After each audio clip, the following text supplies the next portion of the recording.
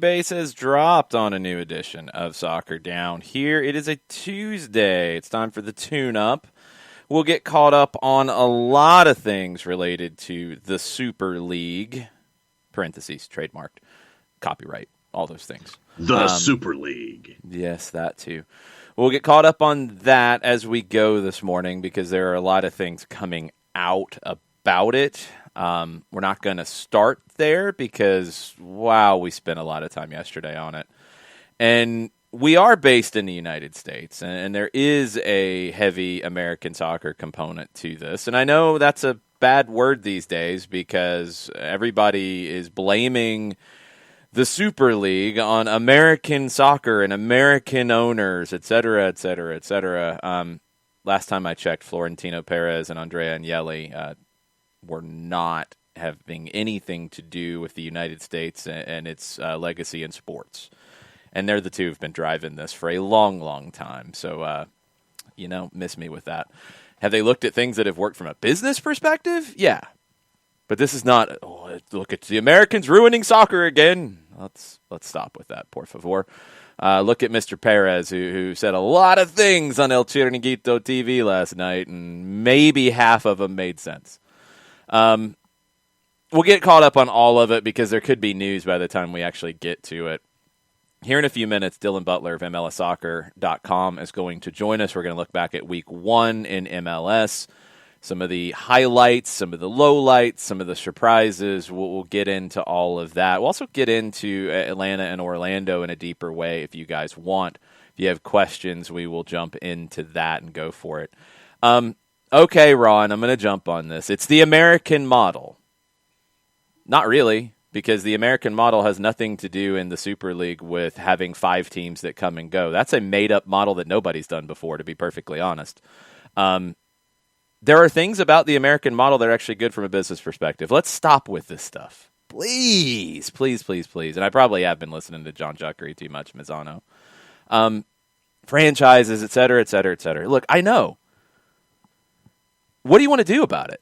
Because last time I checked, the NFL and NBA and Major League Baseball have actually done a pretty good job. These clubs are looking at it and saying, what can we do better? Should they never change? Should nothing ever change? Well, then you wouldn't have a Premier League. You wouldn't have a Champions League. You wouldn't have 4th place getting into the Champions League. You wouldn't have these things. I understand it's wrong. I think the problem right now is if you say anything about the Super League that is not yelling and screaming and breaking things, you're an idiot. That's got to stop. Okay? There are things in all of these conversations that are right and wrong. And there are things that people are learning from it. No regulation. Ron, tranquilo, por favor, mi amigo. Like, there are things here about the Super League that are not necessarily the worst thing ever and we should ban it from sport never being talked about. There are things that are wrong about it. No question. The way that this has been done is horrible. This should not have been done this way. But Juventus and Real Madrid are the least Americanized clubs involved in this thing, and they're the ones who've been driving it for a long, long time. Did they look at what was going on in the NFL and say, that's kind of nice, we could do some things about that? Sure. But Florentino Perez is not doing something because it's American. Let's stop with that part. So then let's just let's ban soccer from the United States because we're a bad influence. I mean, come on. And don't give me the stuff about the MLS is this thing that, it's just like the Super League. The situations were entirely different when MLS was created with its structure. The North American Soccer League had folded in 1984. Nothing had emerged in its wake. You had a few regional leagues. You had these different things. Yeah, U.S. Soccer created a structure and approved a league that gave them an opportunity to succeed. Yeah. And now we have a league, which this country's never had for this long of a period of time at this level, period. So it worked, and it's good.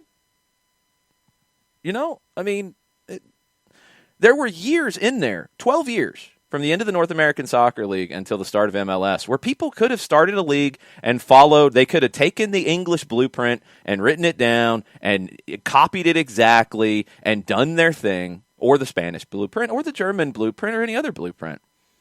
It didn't happen because nobody wanted to invest in that. Do the homework. Do the research. It's a fact. MLS had problems getting investment, period, because people didn't believe soccer would work. MLS created a structure that worked in the United States. Would it work in other countries? No, because the history of things are different. But here it worked. So it gets into this stuff where it's like, let's argue about MLS is bad now. They learned from MLS. They're a bad influence too. I mean, I feel like we're going to have the PSA here soon, where it's Florentino Perez like sitting in a dark room and looking at like an NFL logo and an MLS logo and saying, "I learned it from you. I learned it from you." I mean, come on. Can we stop? Can we stop with this? This is bad. The Super League is bad. This should have been done differently. But the game does need to evolve. That's not a bad thing either. It has. The Premier League's a big evolution from what the old League One was. 100%. They were making $2 million in TV per club before, and they ended up making $200 million like after the Premier League launched. That's part of it. You need that.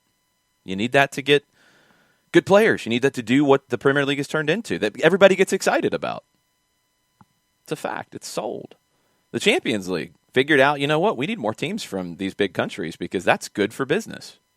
Okay, it's grown into something good. Can it be better? Yeah, it can.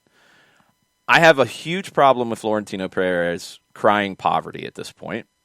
There are clubs in this that should be crying poverty and saying this is why they're doing it. Barcelona is one. Milan wants to sell. And yeah, they'd like to be part of this to do that. Inter desperately needs money. Tottenham desperately needs money because they built the stadium at the worst time ever because of the pandemic, and that's not their fault, but they're in huge debt. Chelsea's actually in huge debt, but I don't know if that's actually bad or on paper bad because Roman Abramovich is a shifty fella. So, there's things that are wrong about it. UEFA's been wrong in a lot of this. FIFA hasn't exactly helped. Everybody's looking out for their best interests, whether it's UEFA, FIFA, anybody. The players and the managers are being left out in the wind, which is horrible. I mean, Pep Guardiola saying this morning that he didn't know about it until a few hours before the announcement and still doesn't really know details because they haven't spoken with him. That's not right. Because he's got to go out and speak, and he's going to be asked about it. That's horrible. That's absolutely horrible. You heard the anguish in Jurgen Klopp yesterday. It's not right. It's not right at all. You're going to do this, stand by it. These owners made the decision to do this. They're not necessarily standing by it. Florentino Perez is the only one who's really spoken about it, and maybe some of that wasn't a good idea. We'll see what happens. We'll keep talking about all the news from it, but, man, it's... I'd like to talk about where we go from here as opposed to just yelling and yelling and yelling about the Super League being horrible and losing our minds about it, because I think there is more to this than what everybody else is doing in just yelling. I don't know. John, there's been some things out there about it so far this morning before we get to Dylan that I think are good to keep updated. There's allegedly some clubs that are getting cold feet. Yeah. Although that has also been from other people allegedly saying that's not the case. Right. So, yay. This is turning into a high school drama at this point. Mm-hmm. Pretty much. But there have been some comments from Gianni Infantino of FIFA, which were much stronger than FIFA said yesterday. And it's looking like we're getting closer to a showdown kind of situation where people's cards are going to be on the table here shortly. Yeah. And going back to the idea of those with cold feet, we talked about it a little bit last night on Soccer Over There.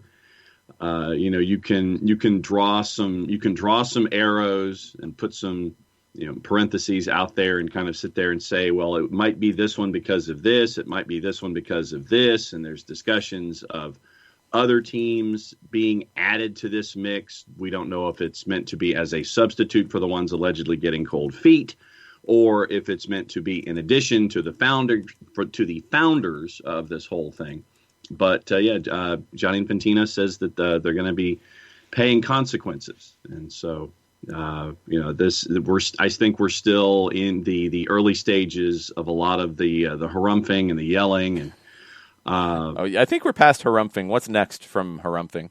Well, there's you got chest pumping. Chest thumping. You've got you have raised voices. We're past those. Yeah. So I'm trying to think of just the stamping of feet publicly. Growling, I think, is a good one, Domer. Yeah. I think that's legit. I mean, I would imagine that Alexander Seferin, when he said that this was a spit in the face of football lovers, that's growling. I think he growled when he said it. Yeah, that's fist shaking. Yes, Jason Nix, that's good. Yeah, there's a lot of this saber rattling. There you go. Saber rattling. That's like from about 1843. Yeah, which would fit considering my age group. Accurate. So, no, but no, I think that we are far from. You get that. It's like there's the stages of something. It's the stages of grief where you have with anger, denial, acceptance, and now right now we're combining those first two before we get to some level of the third one. So yeah, I think we're still in the 5 stages of grief, pretty much. Gathering a mob. Yeah, well, of poop set afire. Yeah, tiki torches and pitchforks. We might be to that one with the supporters groups and fans. Oh yeah, at some point. We're way past that. I don't know. We'll get into more of it as we go today because it's a huge story. We said it yesterday. I mean, if you're involved in the sport, you can't stick your head in the sand on this because it is one of those revolution kind of moments. Is it a good revolution? That's for others to decide. There are things that are bad about it, that's for sure. Yeah. Is it revolution or is it evolution? Some folk, it depends. No, this is revolution. This is not evolution. Some folks will sit there on the side of the Super League. No. You're making evolving. No, John. You're saying revolution and evolution. One's good, one's bad. Evolution is the Champions League going from 1 champion from each country to 4. This is revolution because this is tearing everything up and doing it completely differently. This is bolder. We've compared it to the Premier League. We've compared it to the Champions League expansion. This is bolder than both of those. This is revolution. Doesn't mean it's good or bad. It's revolution because it's a completely different way of doing business. Absolutely, Madrid and Juve did some horrible things in the teachers' lounge, Dr. D, and Liverpool was telling everybody about it. It's totally true. Exactly. A mess, a total mess. MLS was a mess in a fun way, I think, on the weekend. You had some very entertaining games. You had some games that felt exceedingly drunk. You had some that were okay. So we're tipsy? No, you had some that were just okay. They weren't intoxicated at all. That happens too. Atlanta and Orlando, I don't think was too intoxicated. Colorado and Dallas was fine. They could have driven fine at the legal limit. And then Nashville and Cincinnati were probably incredibly hammered. We're trying to get Dylan Butler on the line. I know he was traveling today, so it could take a second to get him. Mateo is on it and working on it, so stay tuned. It was a fun start to the week, or to the season with MLS, because I think you got all of the things that we love about the league kind of all wrapped into a weekend schedule. You had games that were well played and kind of canceling each other out. Like Atlanta and Orlando, to me, was a good game, but two teams that were played well and canceled each other out. I think Columbus and Philadelphia had elements of that. You had Miami and Los Angeles Galaxy, which was nuts. You had weird stuff with Carlos Vela and LAFC. You had Nashville and Cincinnati, which was nuts. You had Chicago and New England, which was a lesser version of nuts. You had a road win for Sporting Kansas City. You had surprises with D.C., for sure, Seattle. And Montreal. Seattle's not too big of a surprise. I mean, Seattle winning at home. Seattle was in MLS Cup last year. Surprise to us because we were very high on Minnesota. Houston beating San Jose, about what you would expect. So it's kind of all over the place, which is what we expect from this league. I think it's what we enjoy about this league. You know, one of the things that when I talk to fans of the league, and not just a fan of a team, and I think what's really cool with a lot of you guys who listen to this show is you're not just paying attention to the Atlanta United headlines and storylines. You're looking at the big picture. You're looking at what's going on around the league. And you're talking about what happened with Carlos Vela, which was crazy. I don't think I've ever seen anything like that. You know, Bob Bradley, basically all he could do is put his hand up at the end of it and be like, yeah, my bad. Yeah. Like, I guess he thought he was hurt, and I guess he got mixed communication from the trainers. Yeah. And from Vela, he looked like he was looking at Vela's hand signals and things like that, and Bradley gets all mixed up thinking one thing when Vela was like, nah, dude, I'm cool, just give me a minute. And you end up with a 22nd minute substitution, which... it was a story from the weekend that added to a tremendous opening weekend for MLS, but it was definitely one of the stunners that you came across. If you're just buzzing across the games and you there and see Carlos Vela subbed in the 22nd minute and you're going, whoa. And then, so all of the subplot in and around that. There we go. We've got Dylan morning, Butler guys. on the line. How are you, Dylan? Good, guys. How are you doing? Good. Trying to get caught up on everything in MLS from week one. The Super League kind of distracted everybody yesterday. Got everybody Just a little bit. Just a little. I said it was kind of the perfect MLS opening weekend because you had strong play, you had surprises, you had games that felt drunk. Like you had everything in week one. What were some of the moments that stood out to you about week one? Well, you guys were just talking about it. It was almost like the Vela sub almost didn't belong in MLS. That was like a CONCACAF moment, right? That should have been like a Champions League game or situation, right? But yeah, that from like the theater of the bizarre, and then the right away, like Bradley kind of like, my bad, I think I messed that one up. That was pretty interesting. I think you even go back a day before, Seattle, right? Like no Jordan Morris. It's a new formation, some new pieces, right? Some key cogs no longer there, and then they just roll Minnesota. Like second half, that was that could have been 5-6-0. Rui Diaz doing his thing. You had a golazo from Paulo. Which, by the way, I'm not sure what was more impressive, like the like we saw like some first time finishes, right? But that was where he sets it up. Like the first touch to set it up was almost to me as remarkable as the strike itself. But that's a huge storyline. Obviously, just Austin getting on the field, good to see. Obviously, LAFC coming away with that, and then I think you kind of fast forward a little bit to Sunday, and then it's kind of almost all about Chicharito at that point, right? Where it's this showdown of teams and older players who are kind of looking for like a reboot in 2021, whether it's Higuain, Matuidi, Chicharito, the Galaxy, Inter Miami. Stars are out. Tom Brady's in the house, and Chicharito did what a lot of us expected him to do last year. And then if the performance on the field wasn't so impressive, then his just remarkably open, and that's who he is, but his open, honest post-game interview also then was a big talking point for me on the weekend. Just the raw emotion, the relief you could see on his face, and then I was part of his of the press conference afterwards, after his on-field interview, and he was again just a very engaging person, where he said, "Look, I didn't think I was the worst person in the league last year, and I also now, just because I scored a brace, I don't think I'm the best."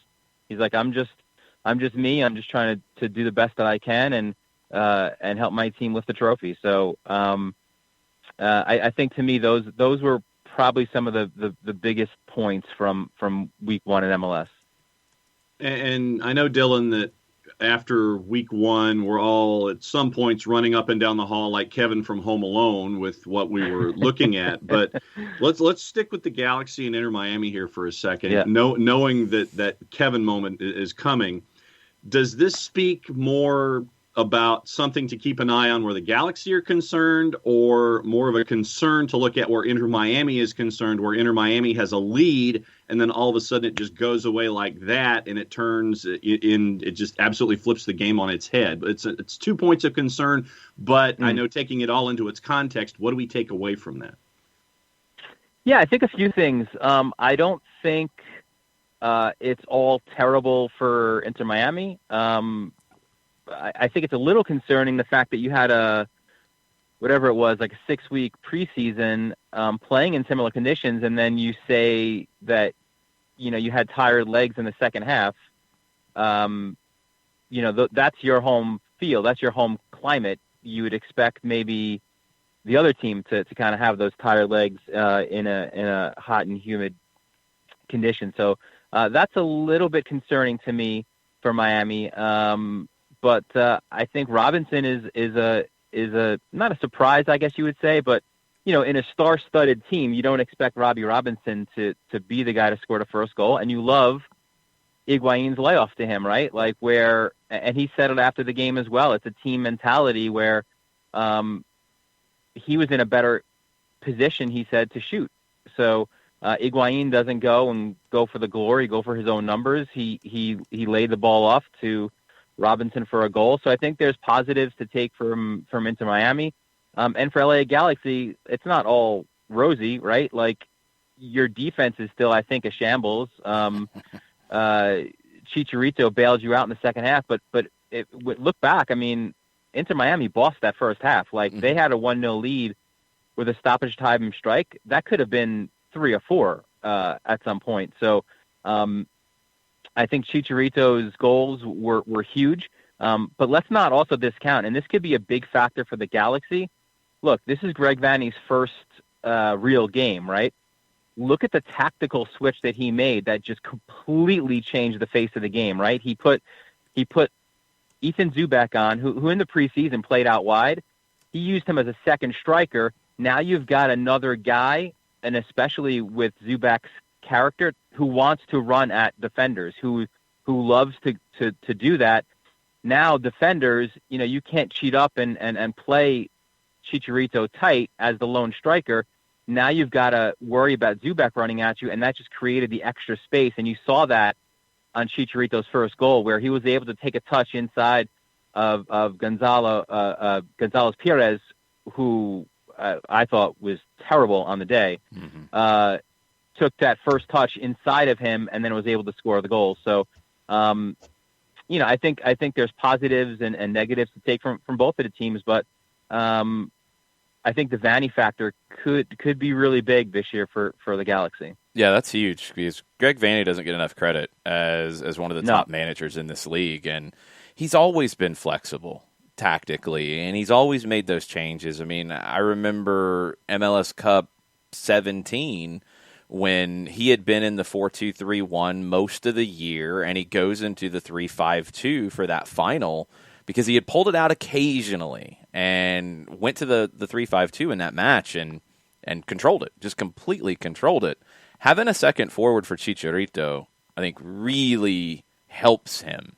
He just needs a little more support up top, and look like a different team with Zubak up there.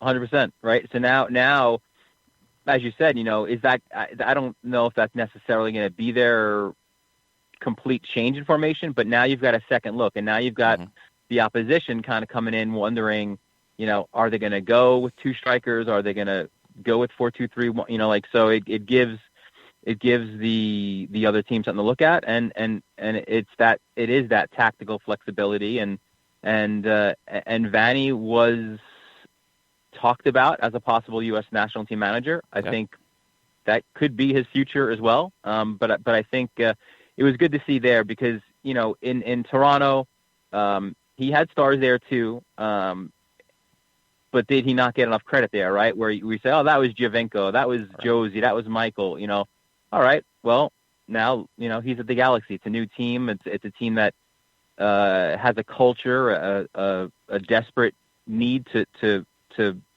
win games and win trophies, and he was successful out of the chute. So I think that was huge for him. There was a lot of those like first game coaches, obviously, first MLS game coaches, and I think maybe out of all of them, I mean, he's obviously coached in the league before, but new team situation wise, I thought his was the most impressive. What'd you think of Atlanta and Orlando?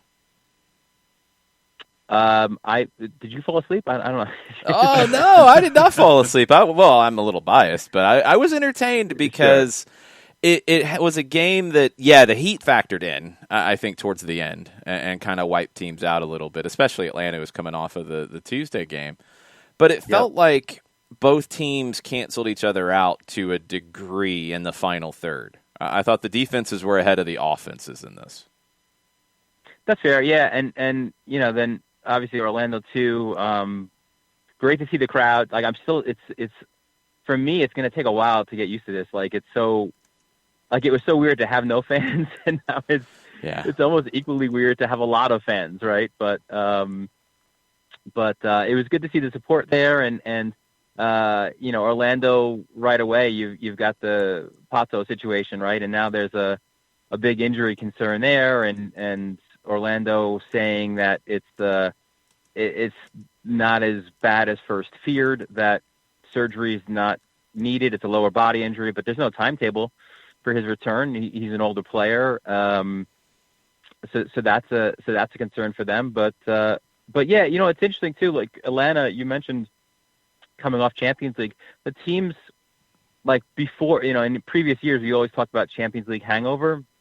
I think we saw a little bit of that, right? Like there wasn't a lot of success for the 5 teams that went on and advanced, historically in the Champions League. There was a struggle in week 1 for I think all of them. 2 goals total, I think, for all of the 5 clubs that were coming out of Champions League. And obviously, Dylan, you had Montreal and DC at the top of the ladder in the East after week 1. Clearly, right? I mean, who didn't? Yes. But yeah, no. Listen, Montreal, that was good to see. Listen, I've been a supporter of Mason Toye. He's a kid who I actually covered in high school. Yeah, he's from like Jersey. Covered him in high school. Obviously, you guys know, like high school ball, when you're like a legit player, you just boss those games. Yeah. So it was hard to sort of see his level as it compared to what was around him. But then he goes to Indiana, and then he goes to Minnesota, and Minnesota is not a team that really seems to be too keen on young player development. So he goes to Montreal. You figure, oh, great, he'll work on to Henry. That doesn't happen. So I think he's a guy who's got so much potential and so much talent. It was good to see him get a goal in his first game, and hopefully this is the start. His biggest thing is, I think, consistency for me. But I think he's such a talent, and if he could just get going, he could be a breakout player this year. I think one of the more impressive wins that hasn't gotten a lot of hype is Sporting Kansas City going on the road to Red Bull Arena and winning 2-1. Really good second half from them. Absolutely, yeah, and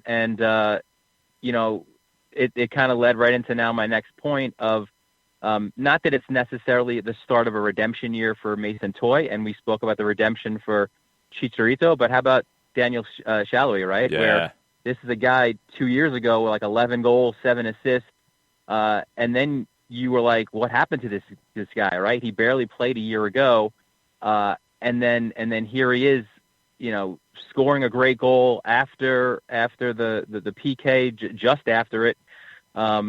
He was funny in his post game comments because like a lot of other goals, right? There's going to be a little bit of a delay for a video check. And he was like, God, please, guys, you're killing me here. I need this goal. Like, this is such a big goal for me. Like, please, like, what are we doing here? So and Peter Vermees too was so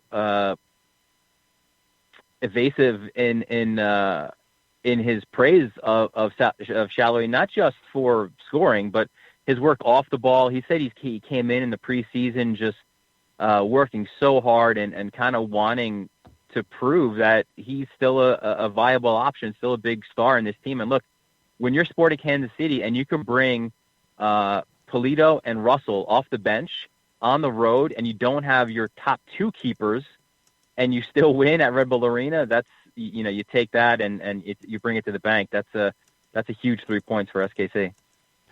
Craziest game of the weekend. I think that Cincinnati and Nashville got a lot of votes for that being... was a cross, by the way. That was not. I'm team cross on that. It's a cross shot. It's a cross shot. Cross shot as opposed to a shot cross. Yes, they are different between the two. When it comes to early returns for Cincinnati, obviously we're not seeing the FC Cincinnati that we saw last year, where Jaap Stam basically was given a toy chest that had a lot of misfit toys put together, and it's like, okay, I have to come up with something out of this set of Lincoln Logs on a weekly basis. But I think that what we've seen from Cincinnati in the offseason is that they're serious because they're going into West End, and you got some early crazy from Cincinnati and Nashville. We know once again when Nashville's offense gets up and running, they're going to be something to pay attention to too. But you had two teams that were just absolutely nuts on the weekend together. Yeah, I love the way that that game played, just so open and just attacking and going after each other. And like the last, like I was watching, I had like a dual screen going with the two New York teams, and then I caught the end of that game. But it was wild, right? Mm-hmm. Like they were just going at it. At that point, Nashville was more on the front foot, and Cincinnati was kind of holding on. Teton was unbelievable, deservedly on the team of the week. Probably. If Chicharito doesn't get the brace, he would probably have some votes for player of the week just for his individual performance. And for Cincinnati too, I think you started to see a little bit of that connection. We spoke about it last week, but Lucho and what was it with DC, the Lucharu, right? Lucharu, yeah. Acosta and Wayne Rooney. Well, now he's got a new front man in Brenner, and I think that could shape up to be a really good partnership, and we saw a little bit of that in week one, so that should be exciting. And you're right. Look, Nashville was everybody talked about their defense a year ago, and the truth was they never really were able to get their designated players on the field at the same time until late, and then that's where we saw the goal explosion. So it wasn't that much of a surprise late in the year because they didn't have that opportunity through injury problems to get the time to play. They did late, and we saw what happened, and we saw it again, here in week one as well. So I think positive signs certainly for both teams, but the team that needed more positive signs was Cincinnati. So I think they leave Nashville certainly happy with the point. We have an early suggestion for Lucha Bren on the timeline. You're gonna have to come up with a good one for that. Thoughts on New York City? We have some time. Yeah. Thoughts on New York City? They were maybe the biggest disappointment for me outside of Minnesota. Yep. I didn't expect really anything out of DC. DC was all right. I didn't think DC was incredible, but they were all right. New York City, I've got big questions about them. Yeah, they were bad. I mean, let's be honest. That was one, too, where I felt the same way about DC. And, I was asked like a text exchange with a buddy, like, what do you think? And I'm like, I don't know. I think maybe like 2 or 3-0 NYCFC, going in. And then they get a really well-worked goal. And you think, all right, well, here it goes. Another one's coming. And then it just changed. And then DC was the team on the front foot, and it there was a problem. I mean, look, you didn't, let's be honest, you didn't get a lot of defending out of Ronald Matarrita at left back, but what you did get was the bombing forward and just so aggressive in the attack, and that was matched with Anton Tinnerholm on the other side. Right now, you're not getting that. It's unbalanced from the left back to right back. You're still getting it from Tinnerholm, I think the middle of their park is fine. I'm a big fan of James Park. I'm sorry, I combine them, of James Sands. James Sands and Keaton Keaton Parks. Yeah, I like them in the middle of the park. I did love Alex Ring, but when Sands was moving up, suddenly Ring became expendable. But they've got problems in attack. I mean, Tati Castellanos is your only guy right now. Eber is still rehabbing from injury, but there's talks of him leaving, right? They might sell him. So, right. Like, you don't go into week 2 talking about must wins, but you need a better performance from NYCFC in week 2 at home, especially first game at home, before the alarm bells start sounding. But there's some clouds, I think, overhead. There are some early concerns, I think, with those guys. Let's go out west for a second. And obviously, we talked about LAFC and the whole Vela situation. But let's talk about the other team for a little bit. Austin out there playing their first match. I know from, we're looking at Austin as a first-year club. I know that they have a certain set of expectations. What are you looking at this season as a realistic expectation for Austin FC going out there this year? I don't see why. The West is I think stacked. I think it's more stacked than the East. But that said, I think they can be competitive and they can challenge, I think, for a playoff spot. I don't think it's out of the realm of possibility. Especially too that they still have that big player they could dangle, right? Maybe in the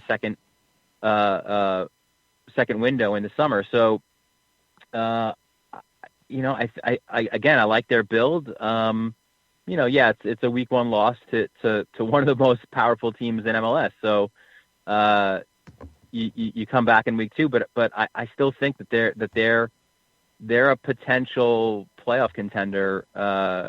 We spoke about the only team we didn't see obviously was Salt Lake, and we did obviously speak about their issues, continue to have issues. So I don't think they're a contender for the playoffs, and so I think Austin should have a better season than Salt Lake. But yeah, I put them in that like bottom ring of playoff teams. I think Atlanta, especially, I think raised the bar in expansion year expectations, and then we saw that again with Nashville kind of taking that next step as well. So yeah, I think they've got a good enough build that playoffs is a good aspiration for them in year 1. Do you think the West is better top to bottom than the East, or do you think the top of the West is better than the East? I think my first thought was that it was top to bottom better. It is the very top is very good, but I think the very top of the East is very good as well. So I think we'll see better from Minnesota, clearly, right? And they've got they were to show better than that. But I think I think overall, to me, I think there's just a little bit more, just a few more better teams, I think, in the West. Because again, too, especially like if NYCFC is going to struggle, the Red Bulls are kind of in like a rebuilding weird mode. I liked what I saw from SKC on the other side. So, I'm not necessarily, I think Atlanta fans will love to hear this. I'm not like so sure of Orlando this year. Okay. I want to see it on the field. I think they're a little bit of an older team, and like DK was a big part of that last year. I don't really, my money is on him not coming back, right? So, Nani is old, Pato is old. Can Chris Muller do that another year without maybe as much help? I think DK, like it was a huge factor for them. So I'm not thinking they're going to kind of have the same year they did last year. So that's kind of 3 teams maybe that are minus from a year ago. in the East. So that's kind of why I think I like the West on the whole better than the East. Okay. We'll see where that shakes out. I felt like the East was better coming in. I'm not rating RSL. I'm not rating Austin, San Jose, maybe Houston, although it's a nice win for them in week one. They looked okay. Jerry's out for me on Vancouver as well, even though they had a good win in week one. So I don't know. We'll see. DC and Montreal were those teams in the East for me, and they won. So maybe we don't know anything about this league as we find out. Because well, that is MLS. what we do know, and that's the rule number one of MLS is we know that we don't know. We know nothing is what we know. One thing people are waiting to know, and I don't know if you've heard anything about this Miami situation with the roster rules being broken last year, and I think there were some rumors that we'd hear something this week. Is there any kind of a timeline on when we'll know more about the Miami punishment? I'm kind of with you as well. I'm a little bit in the dark. We heard from Don Garber at halftime, and he also wasn't kind of giving a timeline.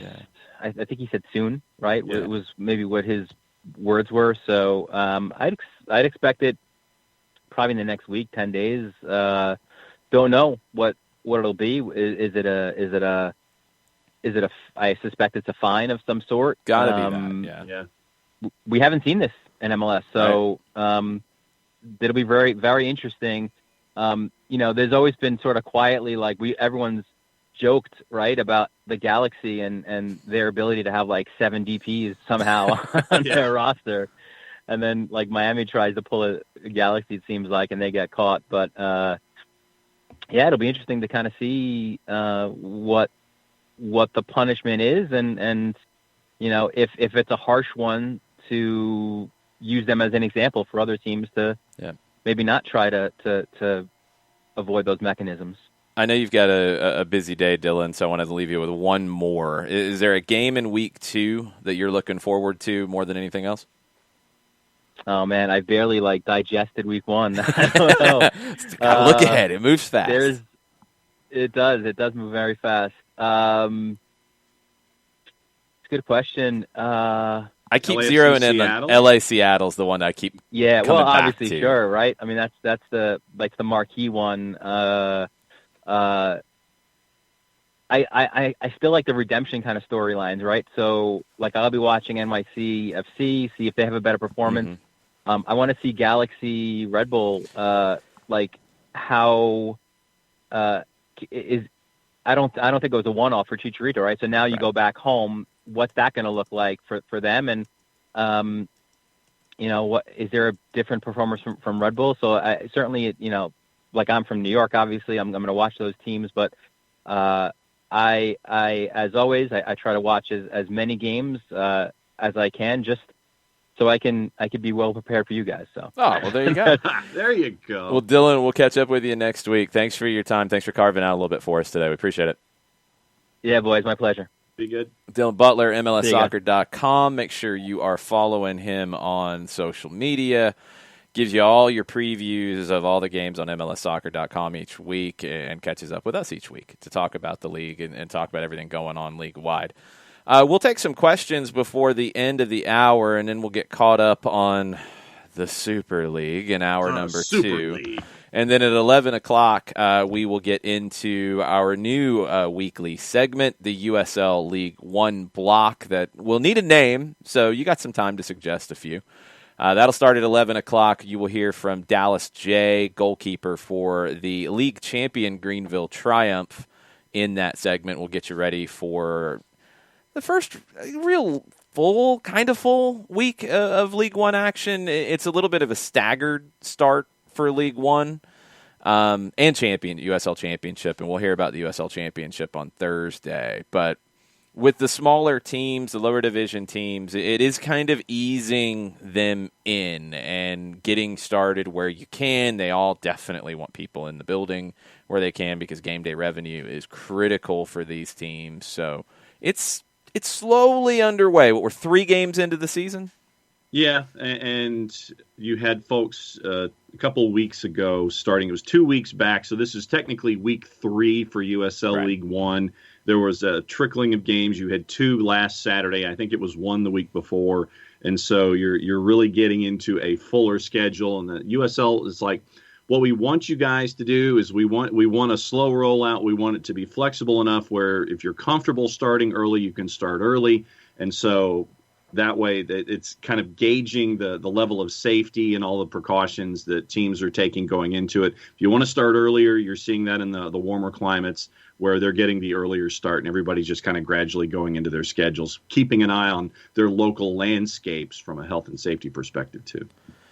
Yeah, it's tricky. We're all figuring this stuff out as we go. So stay tuned, but we will keep you posted each week on Tuesdays on League One with a block, and on Thursdays with USL Championship with a block, and we'll have interviews and such in that block. Questions on Twitter. What do we have? All right, well, hang on just a second. I will Or switch not. over to Twitter. Or and not. I will. No, we do. It's No. like there were some things. And there's also notations for folks on our Twitter feed about the fantasy league. So for folks who have not joined yet, please join because it starts this week. Yes. Lewis Martin, public service from Lewis Martin. He says he attended the Nashville match this past weekend. He took yet another first-timer to an MLS match. I've got to be close to 50 now since 2017, doing his part to grow the sport. Oh, excellent. Caleb Cook, going back to yesterday, he says, just now getting the chance to listen to Manic Monday, and he says, you're talking a whole bunch of truth that most people don't want to hear. If you want a logical, unbiased breakdown of ESL, listen to yesterday's show.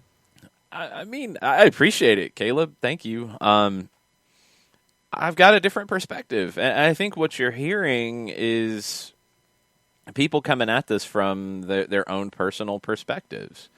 And people who are, fans of one of these clubs or one of the competitor clubs to these clubs or of the European game, or you grew up in that atmosphere, you're going to have a different feeling than me. And this is what's so frustrating about the stuff that Florentino Perez said yesterday, because he had a few things in there that are accurate. There are financial issues in the game. There are things that can be done to address some of those. But there's also a bunch of nonsense wrapped into what he had to say, too. And everybody is doing that at the moment. So it's emotional right now, and I understand that. I don't have that same emotional reaction because of my history in the game and my exposure in the game and my perspective in the game. So I can come at it from a little bit different perspective. It's not right. It's not wrong. It's just my perspective. So, I mean, if that, makes it unbiased, that's cool. I appreciate that. That's what I was trying to do. But it's tough because this is a very emotional topic because it kind of changes the rules of engagement for a lot of these teams. And we don't know to what degree. And, we talked about it on Soccer Over There last night. If this is truly just a Champions League replacement, we're having a different conversation. But I don't think it is. I don't think that's the end game here. And I think most people are acting like that end game has already been activated. I mean, you have the situation in Italy where the clubs are saying, we will play in Serie A. And we'll play in the Super League. And then you have some others who are like, we don't want you in this league. Get out. And I think in some ways that's what the Super League wants, because then they can play the victim and do their own thing and not have to worry about it. But then you have the issues with UEFA and FIFA. And again, the lawyers are going to win because this hasn't been handled correctly. So upsetting. So upsetting. We have singing going on in the Twitch pitch now. It's amazing. I don't know. We'll keep you posted on the Super League as we go, but we'll get into it. Perfect Tommy says, as a fan of any U.S. team, I feel replaceable. I don't know. Will, we're not going to have the singing of songs and try to fight the copyright bots for our new segment. We do have music for it. We just need a name. We need a name for the new segment, and we probably need plenty of other drops and segments and such too. So I'm gonna stay away from that. I'm not fighting it. I'm not fighting the copyright bots. I don't have the lawyers that the Super League has, so I'm not even getting into it. People are asking you to do the read in your Super League voice too, as well, which is the read at the top of the hour. They want it done in the Super League voice. It was a request. I don't know if it's a good idea. I don't know. My voice could hang out for that entire time. That's pretty much where I'm at with it. I think it could go really south really fast. Yeah.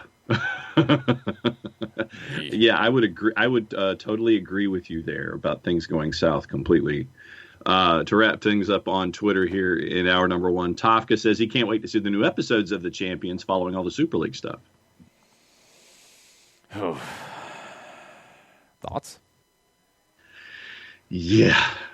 I mean, I would have, this would have been your all or nothing. You start your all or nothing taping, 2 weeks ago, maybe with the teams that might be involved. If you just had this all-encompassing crew that could be in a bunch of different places, could you imagine what the all or nothing looks like for the Super League?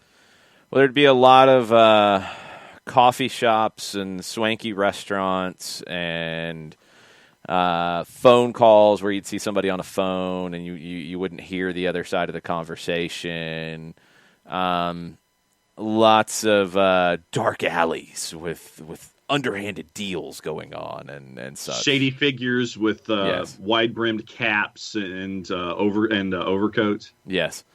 Johannes wants to submit that the Super League anthem is Shane McMahon's entry music. True. Seen that one. Yes. But see, that's not necessarily accurate when you look at the debt. Yeah, it's like, well, we'll have less debt. We won't be making a lot of money. We'll just have less debt. Yeah, we'll have less debt. It's out there. I think it was in the Italian papers this morning. Chelsea has the most debt of any of the Super League teams. Tottenham is next. They've built the stadium. I get it. Barcelona is next, and we know that problem. Real Madrid is next. Then Inter, and they're trying to find new owners. Juve is high. Atleti is higher than I thought. Manchester United is high, but they just basically keep refinancing their debt. Milan is actually okay, but they're owned by somebody who wants to sell it for a profit.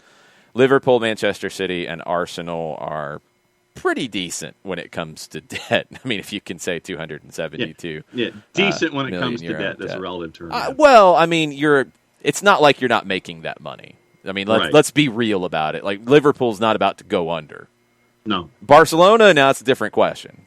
Yeah. Because of their debt and because of when it's due. But, it's not crazy that these kinds of businesses operate with that kind of debt because of things that they're doing and they know what's coming in, et cetera, et cetera. Mm-hmm. Yeah. It's just now, I don't know. We've talked about it, kind of in our conversations about how this could have went down. Florentino Perez and Andre Agnelli have been the two driving this thing for a long time. A long time. This is not new. So it's not crazy that they're involved in it. It has nothing to do with the debt that they have. Maybe it's a little bit more of a push to, like, we got to do it now because of the losses from COVID, which are real. And I don't think you can scoff at that. If you're looking to make revenue, that's what we've said for about a year now. You've got clubs who are going to be looking to bring in new revenue. Well, they think they're going to bring in new revenue here. Mm-hmm. Is it going to be enough to replace the Champions League revenue? And potentially replace the league revenue? That's questionable. I don't think that's a guarantee. But those two have wanted to do it for a lot of reasons outside of just their current debt. Barcelona, I think, is in a position where they might have to do it because of their current debt. Right. Inter might be in a position of where they have to do it because of their current situation with debt and ownership. Milan, maybe not a have to, but a really want to because they'd like to sell the club. Tottenham could be in a have to after the year that they had and the money they put into that stadium. They could be a have to. Now, where I think it gets frustrating is, all right, Agnelli and Florentino Perez calling around to Barcelona, calling around to Inter, calling around to Tottenham and saying, hey, we know your situation. You want some cash? We can help you with that. The frustrating thing is your Liverpools, your Manchester Cities, your Arsenals jumping in on this that are not really in that position. And Manchester United shouldn't be in that position. They've structured their debt their own way because they know what they're doing in that regard. The Glazers are minimizing all of their risk, and it's putting it back on the club. So they didn't need to do this, and they weren't driving this conversation because of gripes with UEFA or whatever from the past. They jumped on board the train.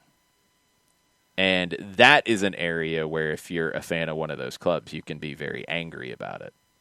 Because, I have a different feeling with Inter and Barcelona, and maybe to a lesser degree Tottenham. I don't know what their long-term picture is. I do understand that they really got caught in a bad spot with their stadium build.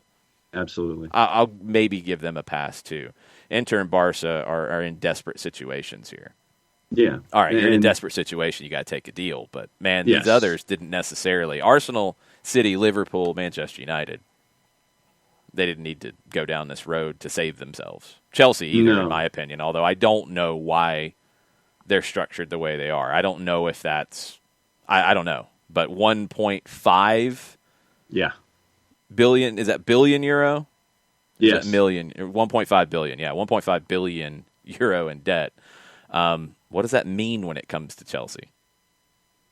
Because their name hasn't come up in that conversation very much. No, and you look at each of these 12 brands, and then looking at it strictly from the economic standpoint. Barcelona, financial issues. Real Madrid, financial issues. Like you said, Atletico Madrid. I did not know that there were up to $500 million in debt. Did not know that. Yeah. We talked about Juve, Inter, AC Milan didn't know that they were at 150.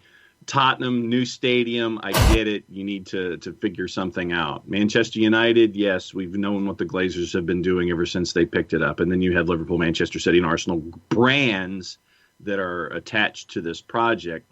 And I could easily see something where it's a one-off in the Super League, where you have a match at SoFi, where Arsenal and Kroenke World are trying to expand their brand. So what do? You go to the new shiny stadium in Los Angeles for one of the matches in TSL. I could see that's not that simple, and we'll get into it in a second. I mean, people just and you're not the only one who have said, yeah, that's what they'll do. They'll go play in Singapore. They'll go do this. Like, you're dealing with then other federations and other situations that have to get approval. Like, you literally can't do that according to FIFA statutes right now. And I don't think the Super League wants to go full rebel outside of that and think that they can do everything on their own and have players basically be outlaws and all that. I'm not buying it. I mean, the last time I think there was an outlaw league in the world of soccer is actually Atlanta Chiefs were involved in it in 1967. And that was the threat, was that these players are going to be blacklisted and outlawed and rebels and all these things. Like, they can't just go and say we're going to play a game in Los Angeles because we can. Like, it's not that simple. Like, why do we think that's going to happen? Like, just because the greed idea? Like, it's not that simple. There's more to it than that. That's what I'm trying to dig into with this thing is we can go full black helicopter and just throw everything crazy out into the world on this and say, well, this is going to happen. This is going to happen. This is going to happen. I can see this happening. I mean, were they going to build a pitch on the moon and go play up there because it'd be cool and different and the pay-per-view numbers would be amazing? Yeah. Sure, let's go with that. I mean, like, there's some things that are realistic that they can do, and they're saying some things that are kind of pipe dreamish that are not going to be easy for them to do. And then there's some things that are just ridiculous that I don't think they'll be able to pull off. So I don't know. We shall see. Tommy, the cutting the check thing, like, I think Relevant Sports wanted to cut the check and it was blocked. And FIFA was a big part of blocking it. And it's now in the U.S. courts about being able to play a league game here because they tried to do it with an Ecuadorian league game as a test case. But it's in the courts. So right now they couldn't do it. We'll have to see. Anyway, yes, we'll get Rocket League going on. It'll be the Rocket Super League. Yeah. Rocket Super League. Yeah, all of that. Well, with all this talk about lawyers, maybe our good friend Steve Apolinsky needs to get on the case and see what he can do about the Super League. Especially if they feel like they've had a wrongful death or a serious injury matter. If they've been injured in some form or fashion, they can catch up with Steve Apolinsky and Apolinsky and Associates, LLC. Proud supporters of everything soccer down here in the SDH network. For those types of cases and others, there are 3 different ways that you can get in touch with Apolinsky and Associates, LLC. Give them a call, 404-377-9191. Get a free consultation that way. Or shoot Steve an email directly, steve@aa-legal.com. Third way, go on the World Wide Web, large device or small, go into the address bar, type in aa-legal.com, hit the enter key, the return key, the arrow key, whatever advances you to the homepage for Apolinsky and Associates, LLC. A lot of click-on tabs where you can examine the kinds of cases that Apolinsky and Associates have tackled for over the last 30 years and have garnered over $40 million in judgments for their clients. You can also see all the different awards and recognitions that they have been awarded in the public sphere. Recognized as Legal Elite by Georgia Trend Magazine for being one of the top 100 firms in this here state of Georgia for wrongful death and serious injury matters. Only one place you need to go. It is Apolinsky and Associates, LLC, and the website is aa-legal.com. That's about all I could do in that voice was that ending, because you can't do that full promo with that voice because it would die after about 20 seconds. People wanted you to sing first off, so there's a lot of of no. You don't want that. No. There's a lot of disappointment there. You got a -5 for not singing. The start was odd. It was a little awkward. Domer's got me noticing that you blink a lot when you read the promo now, and it kind of freaks me out. Well, I'm really not reading any copy, and I'm trying to process information as I'm doing it. The blinking is a live helps. read. But what does the blinking have to do with any of that, John? Like, that's like saying, like, I like sandwiches, and you're telling me about blinking. Like, I don't understand. Yeah, that's what I'm saying. It's like, okay, so I blink a lot during the reading of a promo. I guess I'm trying to process information while I'm... And so the blinking is the manifestation of the thought. Is the blinking like clicking the gears in your brain to go? Mm-hmm. I mean, I don't understand. I think so, yeah. I think you're right. Okay. Sure. 9.9, nice finish. -5 for not singing, 3. Strong finish, 8.5. You don't want me to sing, trust me. No, I don't either. 8 for not singing. 1.1234. Today was disappointing. That's East Germany chiming in. Thank you, East Germany and West Russia. -50. Wow. John basically jumped off a curve and tore his ACL. That's how bad it was. Wow. Thank you, Mr. Fantastic. 7.8 solid. 8.75. Interesting segue. Decent read. This man has clearly done his research. 4 card. I love how you broke John yesterday after 3 hours. Had him screaming Brugge for no reason. Yeah, that made no sense. That was... Very scary. That was non sequiturs down here yesterday. No, that was way beyond that. That was fearing for someone's sanity down here. Oh, please. That didn't When have we make ever any feared sense. for our sanity on this show? On a daily basis. Like on an hourly basis sometimes. What are you talking about? Tired and sluggish, 7.2. You tired and sluggish, John? I don't know. Am I tired and sluggish? I don't know. I'm petitioning the question to everyone who's listening and watching. That's why I'm asking. I said, "Are you tired and sluggish?" I have not invested in this. However, it will be invested in hour number 2. I will grant you this. All righty then. We need a Pepsi sponsorship and a mate sponsorship and a Red Bull sponsorship. We will not have a Pepsi sponsorship on this show. Ever. Ain't happening. They made a Peeps flavored Pepsi. That's like rule number 1. Why it won't happen. No. Well, then let me suggest this beverage as opposed to a Pepsi beverage, because they didn't make a Peeps flavored Mountain Dew. Yeah. I am turning down money when it comes to Pepsi, Sean Vergara. I have standards.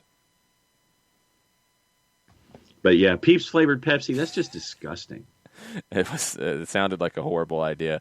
I am still salty about the Van Hagar Pepsi collaboration in the 2000s, Jason Nix. Yes, that is accurate. Nick Alifi is furious about your comments about a Pepsi sponsorship. I'm glad I'm not the only one. I do like the Dr. Pepper, Mizzano. That's true. I'm a fan of the Dr. Pepper, and they're kind of independent. That's where we are right now. You got 3 red cards on the Pepsi comment. Now, actually, you got 7 red cards on the Pepsi comment. Dr. D, man, come on. The 4 card, they're not giving us 6 zeros. They're not giving us 4, 5, or 6 zeros. And yes, I will turn that down. I will turn that down because I am loyal to the Atlanta brand. That's it. Done. Nonsense peep flavored drinks. That is nonsense. I mean, I'm with you. I mean, there are drink manufacturers that go in odd directions with their sodas, but Peeps flavored Pepsi, that just sounds disgusting. Yes. All right. I think this is an important element of the Super League conversation that we haven't gotten to yet. So I'm going to hit this because I've just seen this developing piece of information. Statement from Amazon, because somebody's got to broadcast this thing. Amazon Prime Video understands and shares the concerns raised by football fans regarding a breakaway Super League. We believe part of the drama and beauty of European football comes from the ability of any club to achieve success through their performances on the pitch. We have not been involved in any discussions for this proposed Super League. We are proud to offer our Prime members the football which matters most to them and to present the action in the most innovative ways, including UEFA Champions League football in Germany and Italy and Premier League football in the UK. That's very big to me because when you start to dig into it, we've talked about what like broadcasters would do about now their contracts maybe being devalued if this happens. But to get to where you want to get, when you start doing the math and you start saying, okay, they're going to get this much for signing up, they're going to get this much for being involved in it. And Mundo Deportivo in Spain had got some information about what the split will be per year. And there's going to be 4 tiers. So in the first tier, the tiers are going to be divided depending on economic potential and what they've generated over recent years. So the rich get richer in this. That's how the Super League is going to be structured. Real Madrid, Barcelona, Manchester United, well, maybe not the rich, let me say the potential revenue generators generate more revenue because Barcelona ain't rich. Real Madrid, Barcelona, Manchester United are in that first level. Guessing 2 more because I'm guessing it'll be 4 levels of 5. The other 3 tiers, that's 350 million euro before the end of the season. Tier 2 goes down to 225. Tier 3 goes down to 112.5. Tier 4 is 100 million euro, assuming that's the 5 rotational clubs. Don't know where clubs would fall. You know, if you're guessing from like the Forbes Business of Soccer thing, then you're dividing them up into, Chelsea and Arsenal would fall into the tier 2. Liverpool, Manchester City could fall into the tier 2. You're guessing at that point how they're going to divide it up. But you got to get that money from somewhere, right? And JP Morgan's going to get this thing rolling, it sounds like. But you got to bring in revenue. The biggest thing you're going to do to bring in revenue is going to be TV.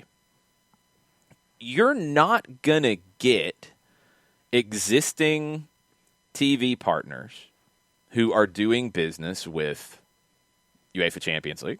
Mm-hmm. You're not going to get existing TV partners who are doing business with the Premier League, Serie A, La Liga.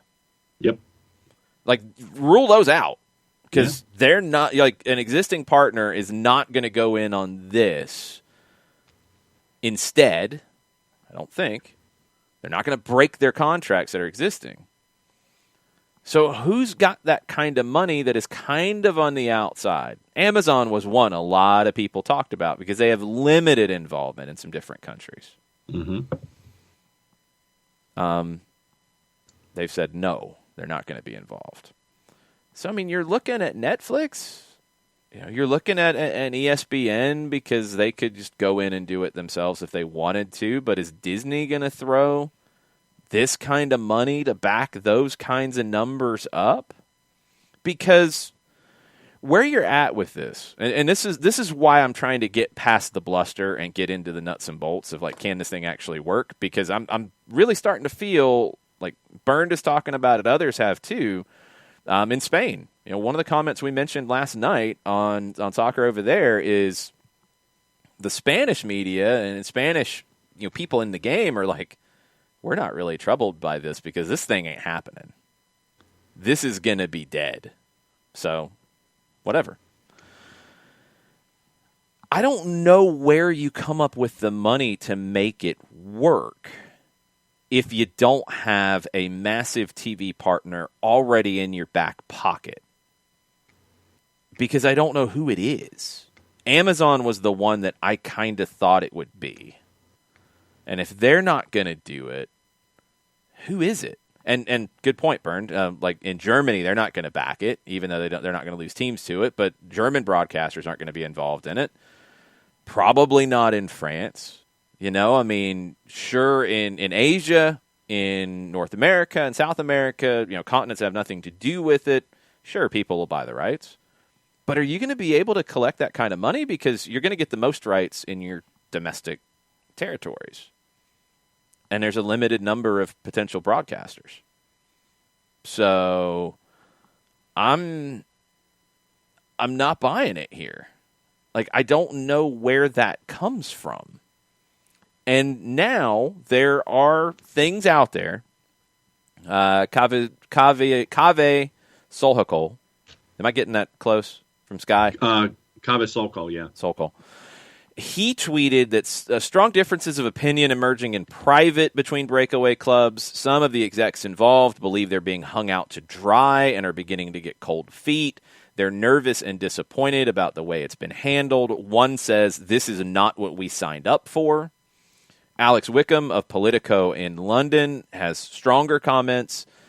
Which not a soccer guy here, Alex Wickham. Hearing from a source with knowledge that one of the big 6 English clubs is now seriously considering pulling out of the Super League. They are accusing Liverpool and Manchester United, the 2 clubs leading the breakaway from the English side, I would assume.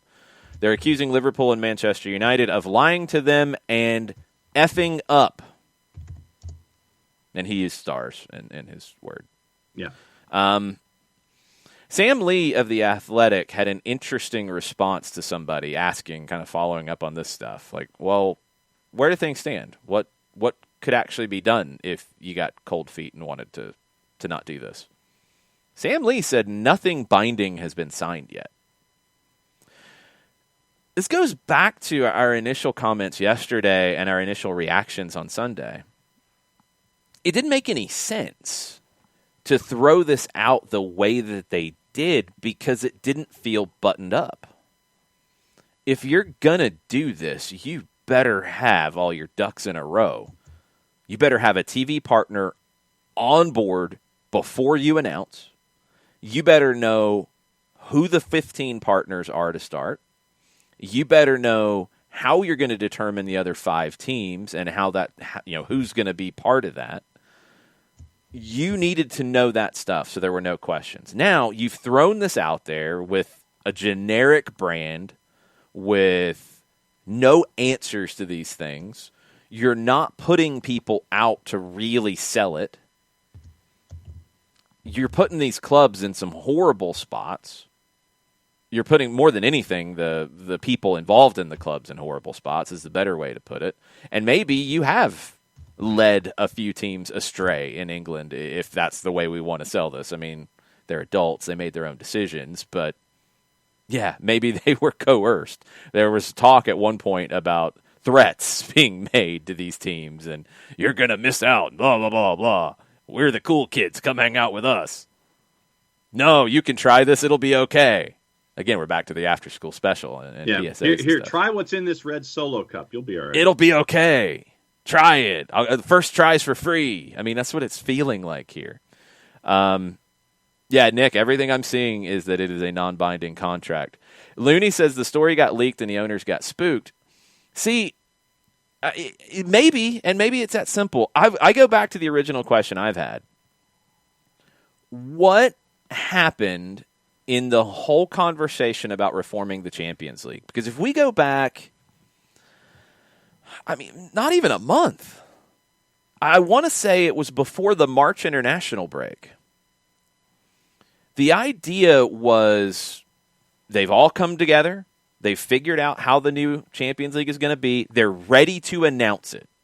I think it was right before the international break. They're ready to announce everything. It'll be announced tomorrow. And then it was, what? Nope. Something's happened. Not going to announce it tomorrow. They're going to come back and they're going to meet again. That happened just a few weeks ago, right? I'm not imagining it. I'm not having a fever dream, am I? No. That's soccer over there in general, but no. Yes, it was ready to go.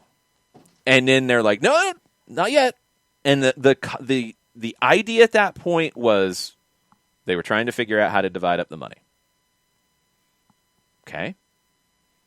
From there, 2 weeks later, you then get the word on Friday of last week.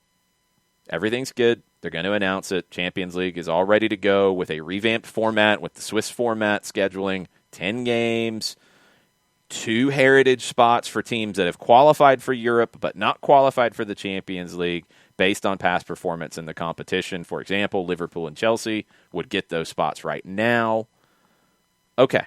They had to qualify for Europe, so that was another little addition there to give a little more protection to it. You couldn't just take somebody if they finished in a relegation spot, but were good in the Champions League in the past. All right, that was ready to go. Then it was, Super League, breakaway, and whispers, and then yelling, and then leaks, and then, just throw everything out there. It felt half-assed. The rollout of this has been half-assed. Why? Why did they even roll it out at this point if it's half-assed? You didn't have to.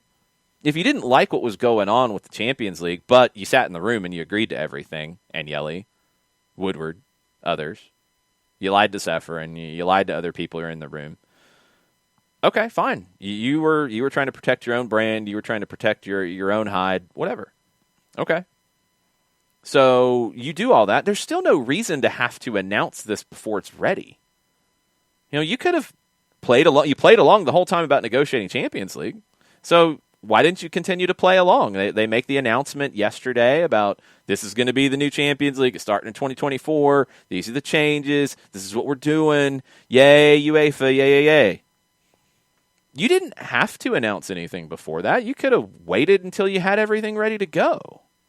Why did you throw it out? Because you've damaged whatever you were trying to do in this Super League idea by rolling it out half-assed. You've 100% ruined what you could have done for it.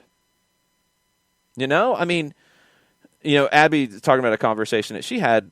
Look, the idea, the money's driven everything. We talked about that yesterday. Money is behind all of this. Money's needed in the game. And I'm sorry, this is something where, again, maybe this is my different perspective coming out. Some of the shock about hearing from an unnamed board member at a Premier League club that, they were all about the money, and that was the number one thing, was driving revenue and driving profit. I'm sorry that's a newsflash, but that's where the game is these days. And that's what fans want ultimately. Most fans of big teams, I'm sorry, you cannot lie that when your team makes a big signing and spends a lot of money to do it, you're excited. When your team is not spending money on big names, you want them to. That's the nature of the game. It's the nature of it. Yes, there are some clubs that do it differently, but that's a small number. Your Athletic Bilbao's, your Independiente del Valles, if you want to go to South America, your clubs that are going to develop talent, that's all they're going to do, and they're never going to spend beyond their means. All these things. The German clubs generally have been good about it, but there's German clubs who have spent beyond their means too. It is a business. Like it or not, it's a business. So if these people are good businessmen, which I think we can look at those debt numbers and maybe throw that into the trash, why would you damage your business by rolling this out halfway? We all know that everybody wanted to play the big teams more. The big teams wanted to play the big teams more. That's not a secret. You were going to do that in Champions League with playing 10 games. The big teams want to make more money because, look, if you don't have a lot of money and we have the issues with COVID, well, yeah, you lost money too. Everybody lost money. But you didn't lose as much because you didn't have as much to lose. You can navigate that maybe a little bit easier. You can bounce back quicker. The smaller clubs were not in as much risk. The bigger clubs who have spent themselves into oblivion because they're trying to be big and it's expected for them to be big, they've made some bad moves or some bad timing like Tottenham with building a stadium. And they're trying to recoup. I get that. I understand all that. Do I like it? No, but I get it. But they've damaged this idea before they even brought it in. Like, that's the crazy thing to me is the rollout of this has been catastrophically bad. If you really want to create a revolution in the way the game is presented and the way that the game does business, I don't have any faith in you doing business. You don't have a TV partner. TV partners are coming out and saying, we don't like you. You don't have any support at UEFA, at FIFA, at the ground level. You maybe have cracks within your 12 teams. You don't have 3 more teams. You don't have a method for the other 5 teams. You don't even know when you're going to start the thing. How can I take you seriously? Maybe the Spanish are right. Let's all relax because they don't know what they're doing. This thing isn't going to happen. The only thing I can figure in trying to look at it almost on a country-by-country basis, and this is from the broadcast perspective, is that you can almost sit there and itemize per country and go, not that network, not that network, not that network, and your numbers continue to dwindle down. DAZN came out publicly and said no. Amazon Prime has come out. Prime Video has come out and said no. And those would have been 2 of those others away from the broadcast networks that we're used to associating with the product that would have been, maybe an idea to be a part of this. The only thing that I can figure now that would be a part of their broadcast model is if they did it themselves, it was self-contained, and it was done as its own entity. Seriously, because I'm serious. That's the only thing that I can think of that's left for this to succeed or this to get off the ground in any kind of a broadcast sense. Because, think about it. You could sit there and name a network, and literally you could sit there and go, no, because of this, no, because of this, no, because of UEFA, no, because of FIFA. You don't want to jeopardize a World Cup broadcast contract. Mm-hmm. No, no, no, no, no, no, no, no, no. The only thing I can think of, because the funnel is that funnel and that hourglass is really getting smaller when it comes to any possible partner, is that you would have to do this yourself coming out of the blocks just to get any kind of exposure and presence for this thing because everyone is telling you no. I can't think of anybody else that would want to hop onto some kind of a project like this that has been rolled out the way that it's been rolled out. To sit there and go, yeah, I'm going to sign up to be the broadcast partner of that because I like what these 12 guys are thinking. And you're not associated with any other project. They've sold me on with this. The World Game. I'm serious. Who else is out there? John, I've got some audio of the decision to roll out on Sunday. Yeah. I've got some audio of that. You want to hear it? Yeah. Do it live. I'll write it and we'll do it live. That's about how it went. He'll probably be the anchor for the whole thing. He might have to be because it's as DM Tim said, never do 2 things half-assed. Then you're quarter-assed and you're in all kinds of trouble. That is true. That is absolutely true. It's absurd. These people can't even tell the story of what they're trying to do effectively, and we think they can actually put on TV broadcasts and all these other things. Build is now reporting that Liverpool have grown increasingly doubtful in the last 24 hours. The Premier League clubs didn't expect the anger from the fans to be so extreme. Oh, you didn't? You didn't expect it, really. Really, guys. You're that knave, huh? Bruh. I mean, come on, man. No, Are y'all that dumb? Bayern is, in the last 20 minutes, Bayern has come out publicly and said no. Well, no, Bayern, that's not news. Bayern said no. They've officially reinforced their point of view. Bayern said no every hour on the hour. We're good. And so Heiner and Rummenigge have come out this hour and once again reinforced their no. However, and this does need to be brought up because it has been all about the Bayern virtuous and no, they would never do anything like this, and no, they never even think about it. That's not true exactly. Football Leagues published an email from Key Capital with a binding term sheet for a Super League with 16 teams. That binding term sheet was dated October of 2018. Bayern and PSG were invited at that time, and Bayern's lawyer, Michael Gerlinger, was involved in it.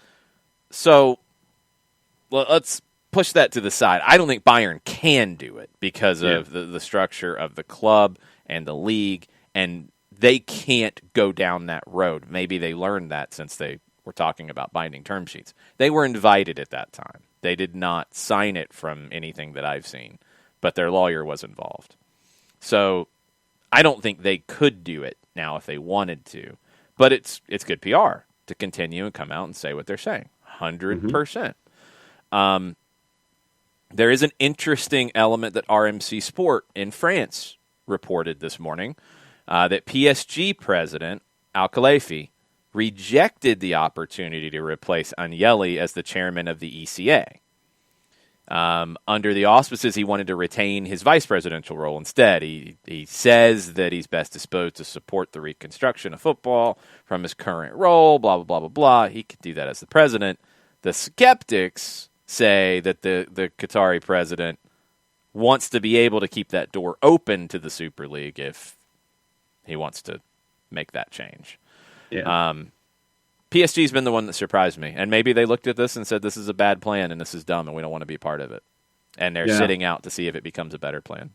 Yeah, Nasser Al-Khelaifi was reelected to the executive committee this morning at UEFA until 2024, came out with a statement that said that PSG holds the firm belief that football is a game for everyone. I've been consistent on this since the very beginning. As a football club, we're a family and a community whose fabric is our fans. I believe we shouldn't forget this. There is a clear need to advance the existing UEFA competition model presented by UEFA yesterday and concluding 24 months of extensive and collaborative consultation across the whole European football landscape. We believe that any proposal without the support of UEFA, an organization that has been working to progress the interests of European football for nearly 70 years, does not resolve the issues currently facing the football community, but is instead driven by self-interest. PSG will continue to work with UEFA, the ECA, and all stakeholders of the football family based on the principles of good faith, dignity, and respect for all. Yeah, let me make one thing clear on the Bayern thing, because they've talked about these things before, as pretty much every big club in Europe has. I mean, there's not anybody who can sit here and say, oh, we've never considered it. No, stop. UEFA has not run things perfectly, and people have looked at other ways of doing business. There's nothing wrong with that. That's fine. That's not a bad thing. There are things that need to change. Like, that's the other element of it, and this is, I think, where people are overdoing it on the other side of this. It's not perfect. There are things about the game, there's very little that is perfect. Like, people have now started to embrace, like, oh, the Champions League is great. Well, look, the group stage games, they're less interesting than they used to be. The haves are pulling away from the have-nots. Like, there's just no way around that. Are there some great stories that emerge in it from time to time? Absolutely there are. But, numbers like Bayern winning the Bundesliga so many times in a row, Juve doing it in Italy until they decided to do what they're allegedly going to do in terms of actually creating a philosophy and sticking with it and not just, being very good but not good enough in the Champions League. We'll see if they stick with it if Pirlo continues to struggle. PSG dominating in France until this year. Those are not good things. I mean, I think the last 11 Champions League spots out of England have gone to a Big Six team with one exception, Leicester. Yeah. Like, those things aren't good. the way that the Champions League is structured, I mean, we've talked about it from Jarrett's perspective with Celtic, having to go through 2 qualifying rounds to get into the Champions League, where, you know, France is getting 3 teams in, and England's getting 4, and Italy's getting 4, and Spain's getting 4. I mean, like, there's things that need to get better. There you go. What's up? Morning.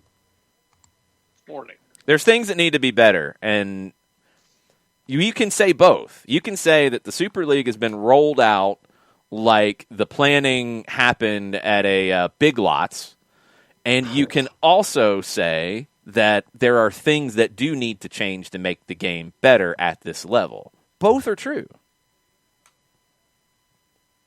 There is a certain part of it with those qualifiers that if it is tough when you see like teams like Ajax have to. I think Ajax has to go through a qualifier or 2. That's absurd. Mm-hmm. It is. The 4th team in England should have to go through that, not Ajax and not Celtic. Yeah. The 4th team in Italy should go through that. Yeah. Based on performance and what they do on the field, it's much harder for me to sit here and say Rangers or Celtic should be able to jump straight into the group stage because, I mean, frankly, they're just not as strong. But yeah, Ajax having to do that, it's wild. I mean, I get why you do that because you are kind of trying to cull the herd a bit in terms of those smaller teams getting into the competition, so that you can have the occasional team that wants to jump up and bite somebody. It's not very common, but I mean, you're trying to get a stronger team into the group stages because you expanded it to a certain degree, and the money and talent discrepancy is just comical. I mean, you go look at the team that finishes 4th in England, and then you go look at what a club like Ajax is probably spending. It's wild. Maybe I'm having another fever dream, Jarrett, but I seem to remember that when they started to expand it further and further, they did make those 4th spots in the bigger leagues have to go through a qualification round, at least one. And then they said, "Oh no, we can't do that. We need them in. Let's make Ajax do it. Let's make Celtic do it." And this is why the coefficient was such a big deal this is why, you had me cheering for Rangers in Europa League this year to get the coefficient higher, because then you have Rangers, I think, go straight into the group stage next year. I forget where they sit on the coefficient, but I think it's like, I think Celtic has like 1 or 2 qualifiers maybe. So they'll be in a better position. It'll be Hibs this year. I don't think Aberdeen has a spot, maybe in Europa League, maybe. But Hibs has a better shot at getting European games and some more of that money that you're looking for. But it matters. It's not going to matter as much to like the teams in England. Like, your England's coefficient is high enough. It doesn't. They're not worried about it. They're not worried about we can just kind of have, if everybody has a bad showing in Champions League. Spoiler, they won't. Then that's okay. No, your coefficient's fine. It doesn't matter. You're still going to get in where you get in. Everyone else is kind of looking at numbers as they play games here. The coefficient idea is asinine and stupid. Like, if you want to create the champions of the Faroe Islands and of Liechtenstein having to play through qualification rounds to get in, I understand that. I'm with you on that. But you should have the champions of the 16 biggest leagues in Europe in the group stage. Mm-hmm. Period. You want to expand it? Okay, cool. You're going to expand it. Like I said before, if you want to do the Swiss model, whatever, I would just do groups of 6 and do it that way, but whatever.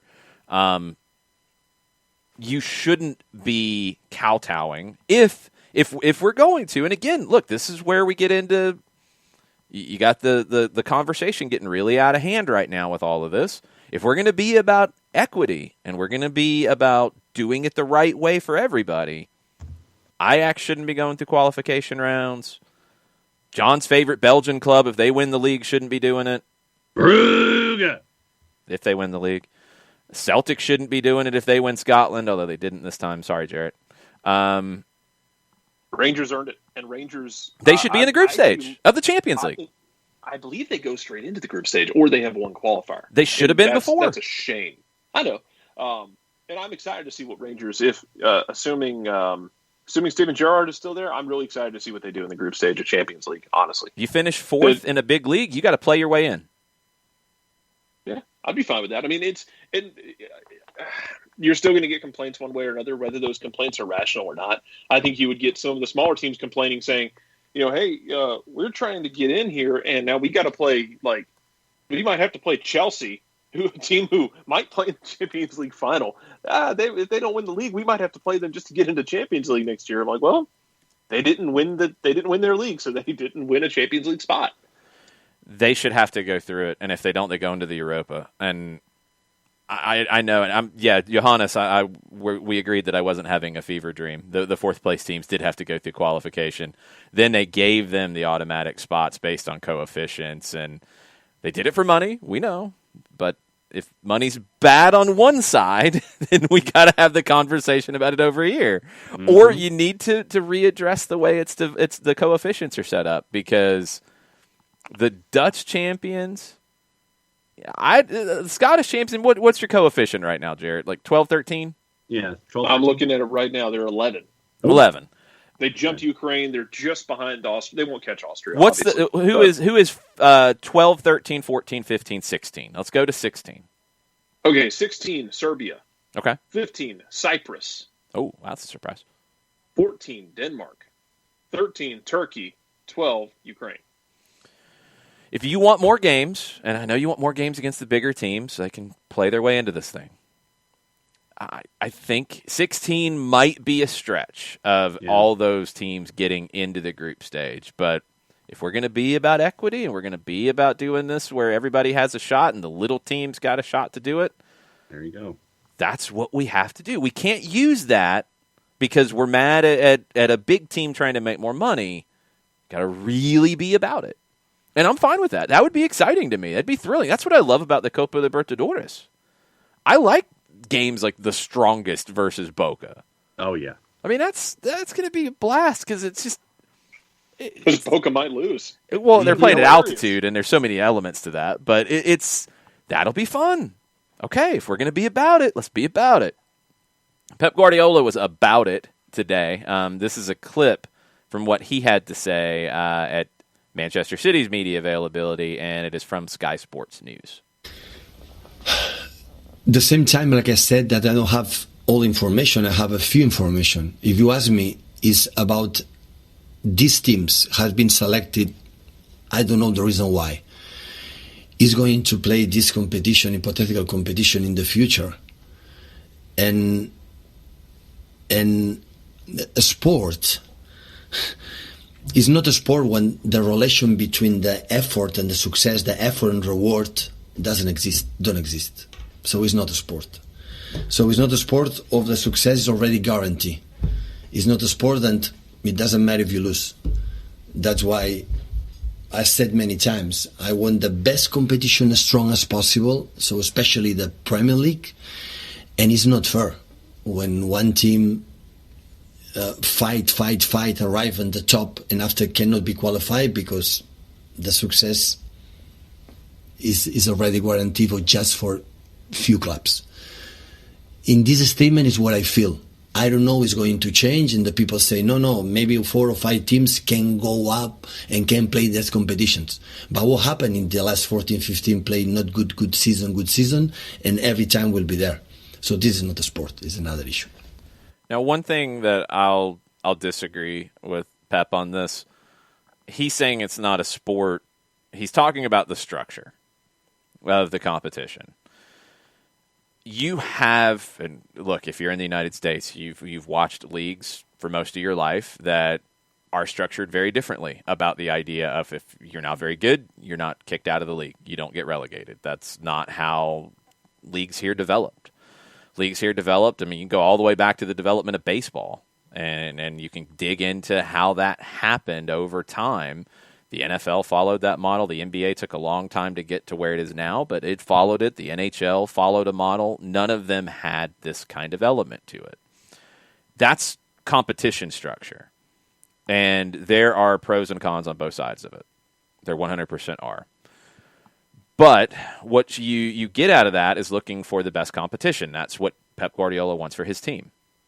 he's always said, he said it when he was at Bayern, the league was the most important thing because he felt like you establish yourself as the best over a league season, not a Champions League, not this. So if you're looking at this replacing the Champions League, I get what he's saying. You're not going to like that if you come from Pep's perspective. If this is going to replace your league schedule, then it becomes a different conversation. But they haven't gone there yet. It's weird. Cashel says, but you get teams that lose on purpose in those organizations. That is extremely rare. It gets overplayed, the idea of tanking. You get teams that aren't very good, and you get teams that are mismanaged. That happens in other sports too. The difference is you don't get the Portsmouth situations. You don't get the Bolton situations. You don't get those situations where teams are bad, and maybe because they're mismanaged, same things, but they're bad and then they struggle to survive. You don't get that situation. Yes, tanking and all that in the draft. We got that. There's a reason for it for some teams to try to get a better draft pick because that's where the players develop from. It's a completely different structure. So to say like one wouldn't fit here and this would fit here, we're talking about like apples and asparagus. It's two different things. But when you get Pep saying what he said, when you get Klopp saying what he said, when you get reports that now Jordan Henderson is reportedly getting a emergency meeting of Premier League captains to discuss a response to this, when you get all of this, and then you start to hear the whispers of Liverpool's shocked by the reaction, Manchester City is kind of like, bro, what did you get us into? Chelsea maybe is like that too. And the cracks start to happen. And then you just look at the other side of it and you say, well, how ready is this thing to roll?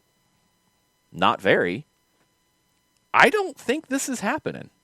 I don't think it's happening. I don't. You can get into should it and all this. And Cashel, we kind of went around and around to that. Thanks for hanging out with us, by the way. Thank you. We've went round and round about it.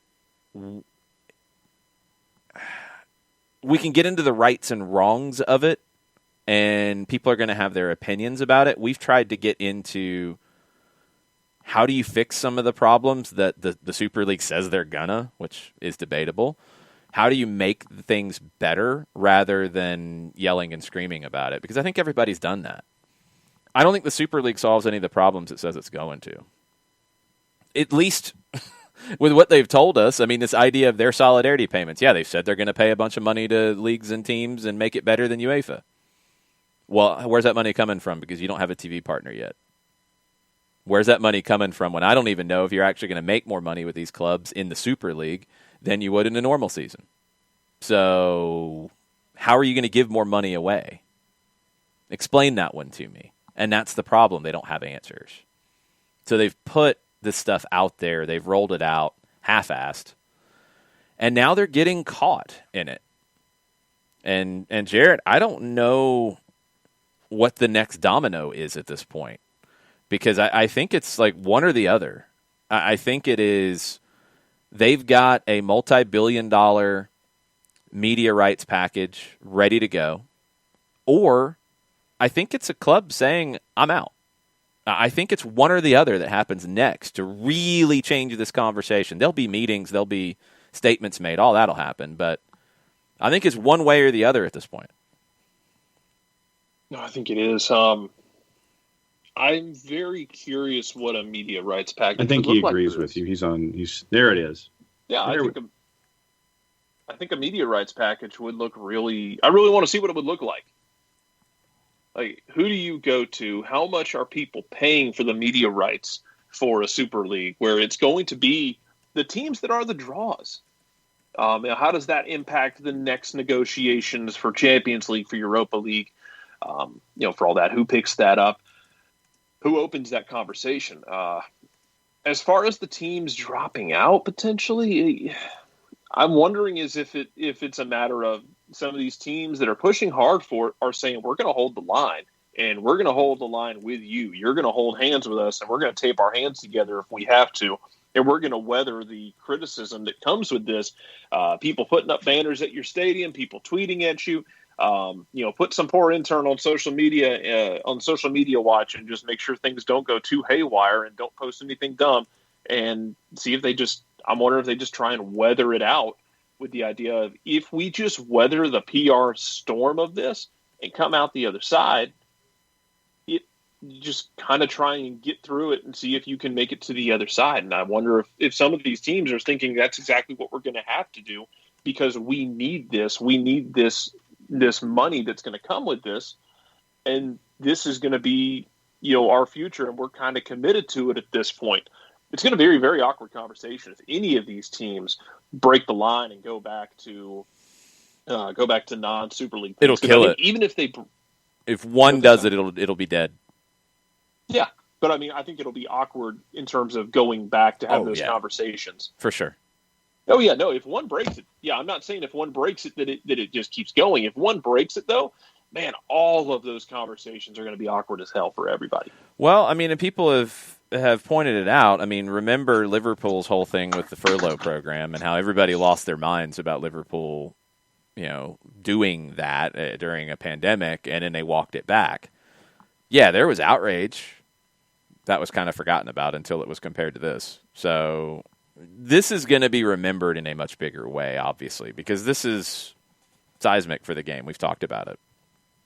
But if somebody walks it back, they'll probably get a hearty pat on the back and a handshake, and then maybe the finger as they walk away. Yeah, but it'll be fine. People will be happy about it, and that'll kill this. I really think it's one of the English clubs walking away from it, and it's dead. I don't see how it continues. And I think they'll try again down the road, though. Oh yeah, this won't be the last time you see it. No. Cashel says on his comments, or her comments, sorry, Cash, I might be wrong either way.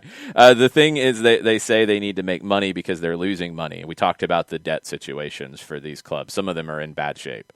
If they make money, or if they make the ESL, they'll still lose money because they will still pay crazy transfer fees and wages and end up losing money again. There is reportedly some kind of a salary cap to it, which would be similar to what Spain does, where it's based on revenues. It's not a hard cap. If you are expected to bring in $400 million, you can spend up to a certain percentage of that.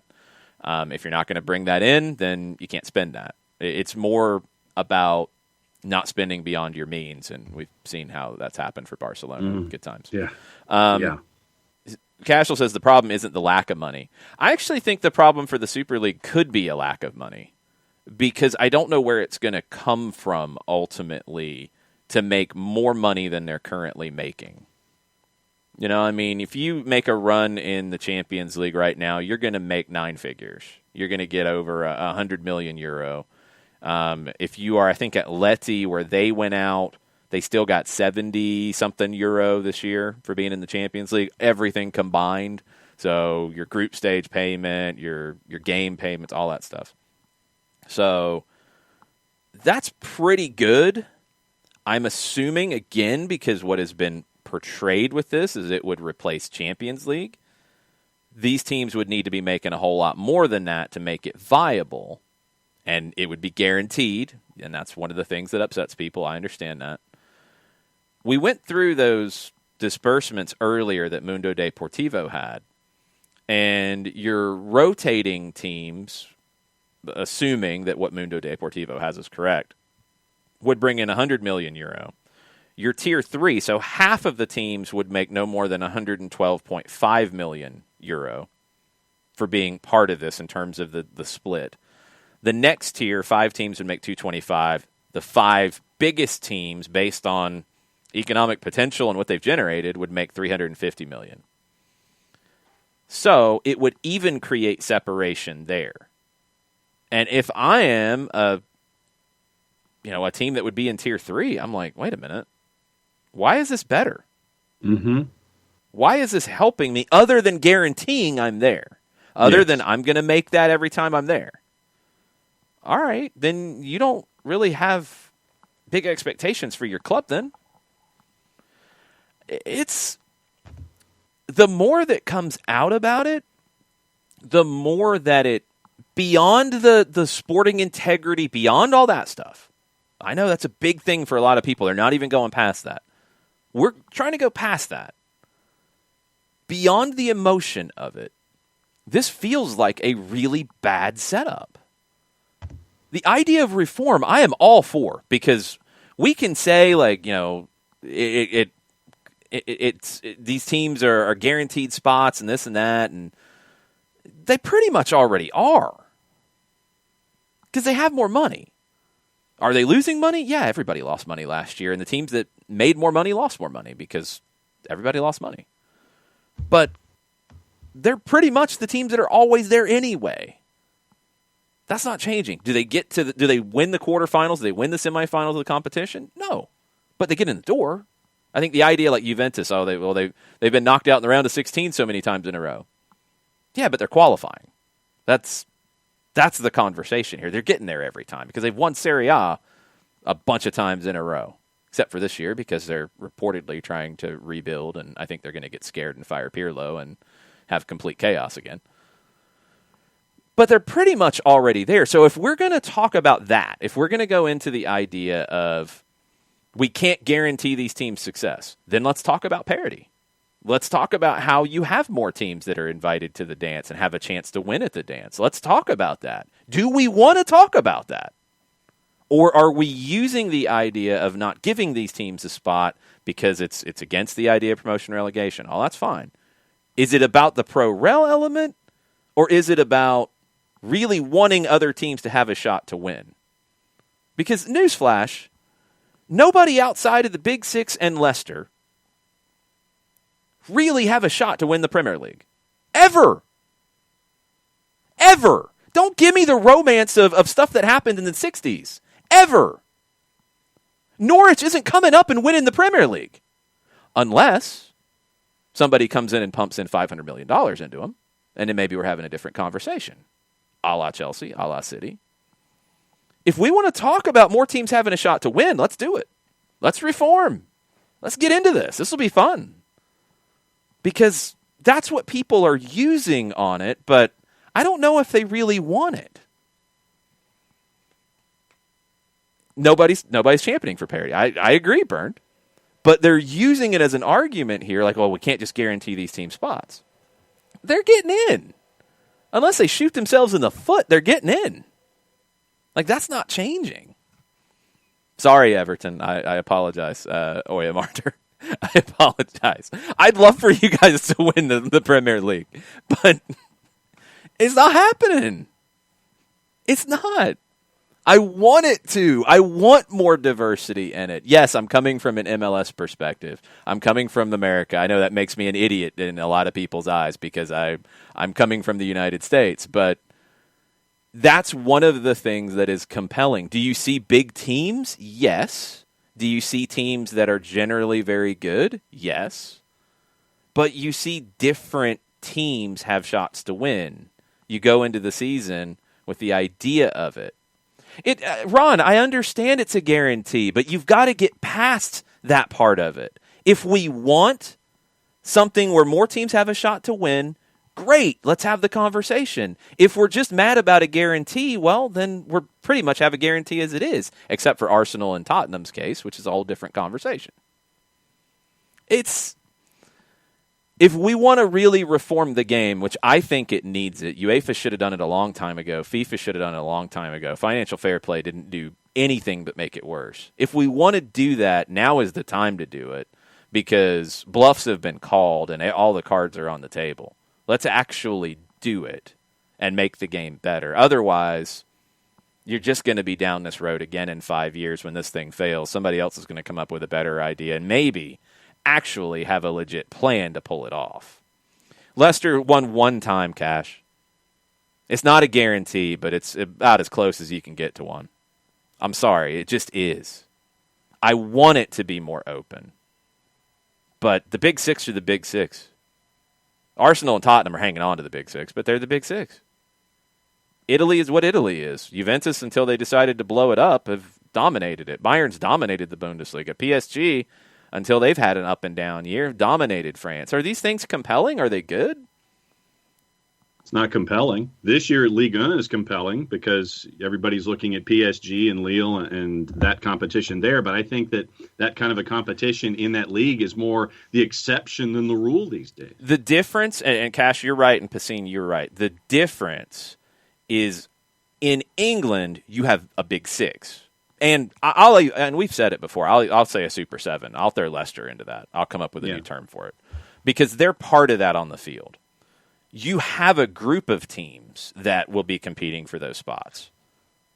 But it's still a huge separation before that. The other countries don't even have a group of 7. They might not have a group of 3 in real life. So it's not all about England. It's not all about each country individually. If UEFA wants to do this right, let's do it.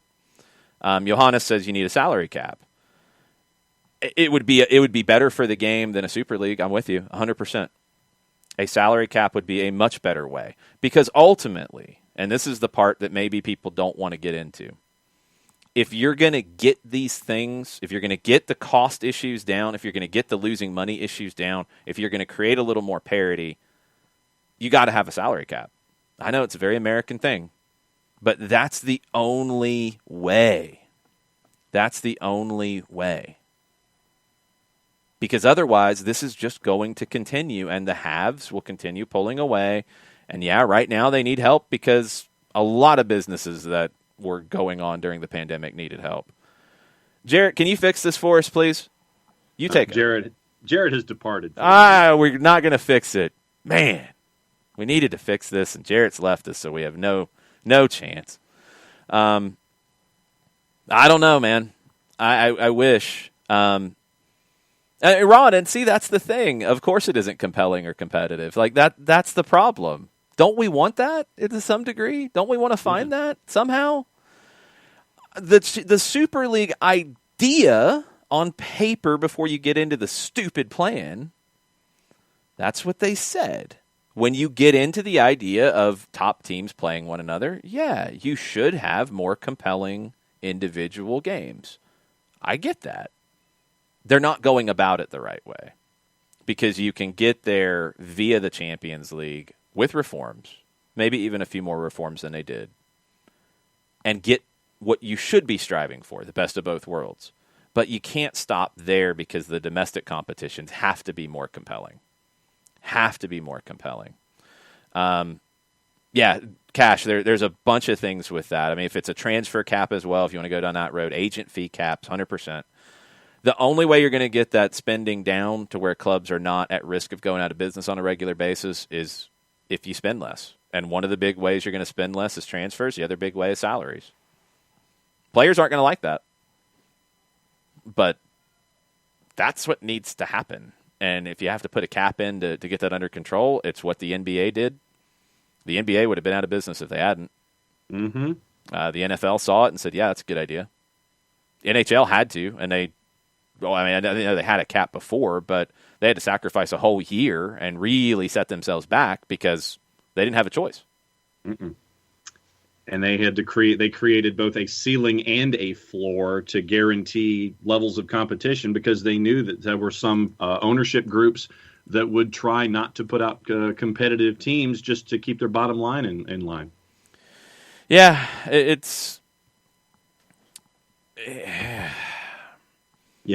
Yeah, I mean, that's just where it is right now. It's got to be better because I think at the heart of it, the people who are the most upset about this love the game a lot, and we want it to be good. I just want us to figure out the right ways to make it good and not throw things out of hand because it's different.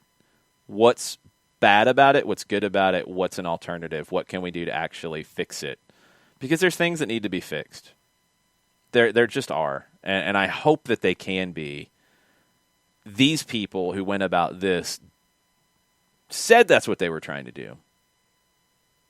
I'm not buying it because you've got some clubs that are in desperate straits that needed to do something different, and you've got some others that saw an opportunity.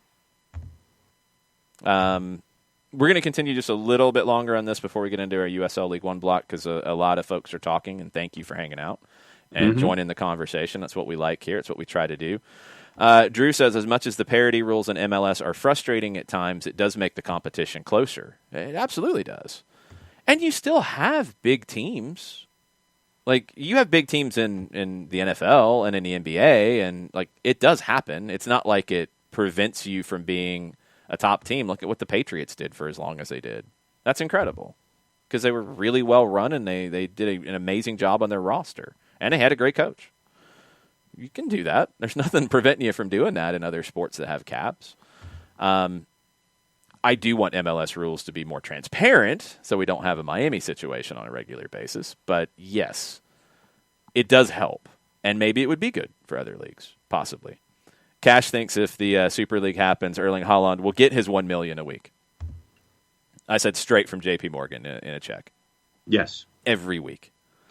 JP Morgan will be the specific shirt sponsor for Erling Haaland. Yes. Just on his jersey alone. Sure. We'll do it that way. Why not? Might as well. Let's do it. Pacine says, watch these Super League teams take the bulk of the cash infusion and spend it on 2 players, and then back to square one. Yep. They've said, like, oh, yeah, the money, like, we'll buy players, and that the transfer market will help the other teams. And I somewhat understand that logic, but part of the reason that some of these Super League teams are in the situation they are financially is because they've spent badly. Anybody can do that. Mm-hmm. You're going to miss on signings. Everybody does from time to time, but man, Barcelona? Really? Like Chelsea signing everybody. Well, Chelsea, and that's the thing about their debt. I still look at that with a little bit of a grain of salt. Like, I want to know what that means when we're talking about Roman Abramovich versus others, because I don't know. I mean, also, if you're a Chelsea fan, and you should probably worry about Roman Abramovich walking away at any point. And yes. Yeah, because, I mean, the second that anybody wants to look at Chelsea's books or Manchester City's books, whatever the project is, they're instantly going to balk at that idea. Yeah, it gets weird. Rope says, seeing as more of those leagues in CONCACAF Champions League have a playoff system or salary caps. Playoffs are another way. To be perfectly honest, if you don't even want to do a cap, you want to have more parity, you have a playoff to determine a champion, but people will lose their minds about that. People, because they're losing their minds about the change to the competition structure here. If you introduced playoffs in Italy or Germany or England or France or Spain, people would lose it. But again, on this side of the Atlantic, playoffs are pretty common. It's not just a U.S. thing. Mexico's had playoffs for a long time. Most of the leagues in CONCACAF have playoffs. Leagues in South America have playoffs pretty commonly. Colombia is about to go into their playoffs this weekend. Playoffs would open up the door for other champions as well. It would. Cash, I think you can't do both with the Super League. Like, as a replacement for the Champions League, I think it's too many games, but sure, if it's a revamped Champions League, I don't have as much of an issue with it. The guaranteed spot thing, I don't like it either. It's not the breaking point for me as much. I think there need to be some restrictions on it, and maybe it's similar to how they've done relegation in Mexico, which they've suspended, by the way, and in Argentina and other countries where it's an average of 3 years as opposed to like one bad year and you're relegated. Maybe it's something like Eurobasket did where it's like 3 and 5 and 10-year licenses that have to be renewed based off performance, I'm guessing, and other factors. You can create it where it's essentially there but not always there. But when you look at these 3 leagues, like, if you're going to have 6 English teams and 3 Spanish teams and 3 Italian teams, Italy is probably the one that would have the biggest beef because Atalanta and Napoli would be earning those spots the most often of anybody outside of that. Leicester would absolutely have a beef in England. We'll see how the final standings shake out. Maybe others will this year. But Leicester, I think, has proven it over a period of time that they would have a legit beef. But that's only a handful of teams still. So I think there's a way to structure that because the big teams do sell the big broadcast things. I understand their logic. I just don't think they went about it the right way.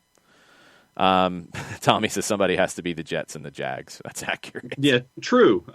Who Took My Thrash on Twitter says that the Super League is turning into the University of Texas Big 12 battle, held out against others in their league due to greed. damaged their conference and league, and long-term unable to recapture their old brand dominance. Waiting to see how this ends. That's the fear for like a Liverpool especially. That's the fear, is that, even if you walk back and you say, yo, we were crazy. Like we had a crazy weekend and we drank too much and we came up with this thing. What was in that cup, but had it. It wasn't us. We got drugged. It wasn't us. We don't like this thing. Even if you try to find some way to walk it back, you're going to be tarnished. Mm-hmm. How long? I don't know. We'll see how long the memory is, but you're going to be tarnished. Roma has come out in opposition to the Super League, which I don't know if they were invited, but that is a big team in Italy that could have been invited, potentially, if you try to expand. Nope. Napoli, there was an article in Corriere dello Sport, which I took it as they could be invited by people as opposed to they were asking to get in. I took it as they were being talked to join, and we haven't heard an update yet. So stay tuned on that. Now, the other thing, and I've seen this bubbling up as well, and now it's starting to come to the fore, Mohamed Bouhassi. It's announced by Bloomberg, confirmed by RMC Sport. UEFA is preparing a counterattack to the Super League. They're working with an investment fund to come up with a new LOC that would have a starting budget of 4.5 billion euro, but which could go up to 7 billion euro. Okay, what are you going to do with that? Are you basically doing that to replace the entry fees that people would get for joining the Super League? Then why aren't you essentially just doing what the Super League's doing? Is that good? Like, okay, what is that going to do? Let's get more. But if the money is one of the reasons that people want to leave, well, there you go. Stuff is flying out about this right now. I really think it's starting to break down, to be perfectly honest. James Ollie of, I believe, with The Athletic, correct? Yes. Ollie has tweeted that Arsenal players are still in the dark over Super League plans. No meetings with club execs. Nothing as of yet. Presumably something will happen in due course. But owners opting to not even communicate with their own players isn't a good look. No. Yep. That is not good. And that's happened everywhere. Has Manchester United even tweeted about it yet? Have not seen a word. I mean, what are you doing? Like, you're going to be the ones all behind it, and you don't even want to come out and say anything about this. That's very Ed Woodwardian. Oh, my goodness. Gutless. Mm-hmm. You want to be about a revolution? Stand up and wave that flag, dude. I was going to say, you better be at the front waving that flag and making sure that everybody knows that you're the one who's leading the charge. But nah, it's like in Ghostbusters at the end where Gozer the Gozerian shows up at the hotel and Bill Murray says, "Right behind you, Ray." I keep flashing back to Jay-Z's line. We don't believe you. You need more people. Nobody's standing up for this except Florentino Perez on a crazy Spanish talk show where, as it was pointed out by Badger Bob, we're in a tough financial situation over here on one side. Then on the other side, we're totally signing Mbappe. And we want to sign Haaland. And he loved our facilities. Papa Haaland loved our facilities. And ay, Dios mío. Yeah. Cash, and this is something else that we've talked about during this. Cash is from Northern Ireland. And again, welcome for hanging out and joining the convo. That's what we do. Northern Ireland teams get very little investment. Qualifying for Europe's a massive financial boost. The champion of the league should, yes, go through qualification because they're not in the top 12 or 16 or whatever we're going to do coefficient-wise. But they should not have a crazy route, and if not, then they should automatically go into the group stage of the Europa. If you're going to do 3 rounds in UEFA with this now, the 3 tournaments with the Conference League, the champions should be nowhere lower than the Europa League, and they should have an opportunity that is much easier, except for the smallest leagues, to get into the Champions League. More champions should be guaranteed into the Champions League. It's called the Champions League.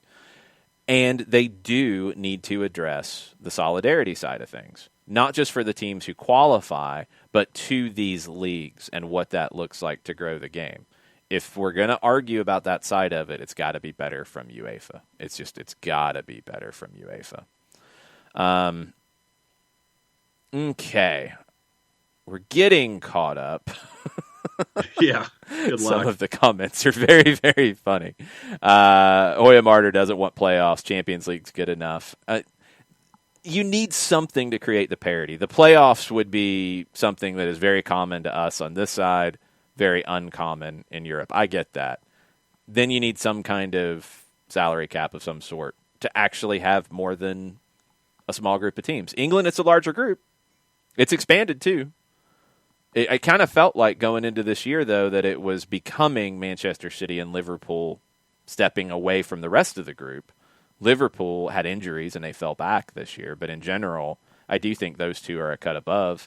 Maybe Manchester United can get into that conversation. But your Evertons, your Villas, your West Hams, you're going to have a good year. You're going to finish 4th, 5th, 6th. Yeah. Maybe once in a decade or so, you're going to see somebody break through and win the league or finish in the top 2.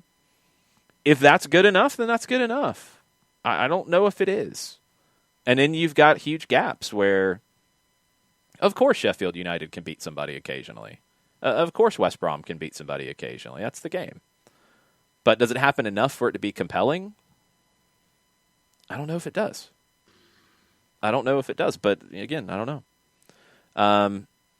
Totally get it, Ron. I totally get it. I'm a lot closer to you, Ron, than I think it might come off. I'm trying to talk about this from a global perspective and a big picture perspective and leave the emotion out of it. I don't have the same emotion as you because of the legacy and history of the club.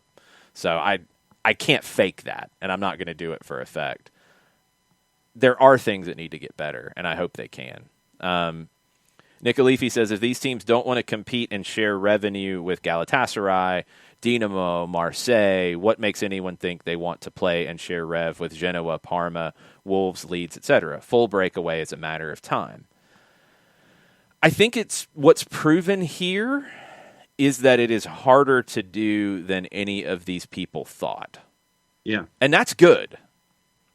Because I think a full breakaway, and you go back to Michael Cox's piece at The Athletic that I think a lot of people misunderstood, a full breakaway in some ways is good for competition.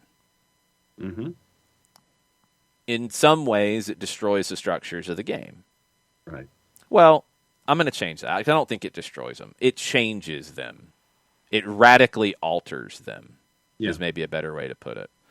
You know, if you're an Everton fan, for example, and a full breakaway happens, and let's say it's 20 teams, and, you know, it's 5 that rotate in and out, so occasionally it'll be another English team, and it's the 3 Italians and the 3 Spanish, and maybe you get a 4th from each of them, and you get a Turkish club, and, you know, who knows, maybe you convince Ajax and somebody else. Okay, whatever.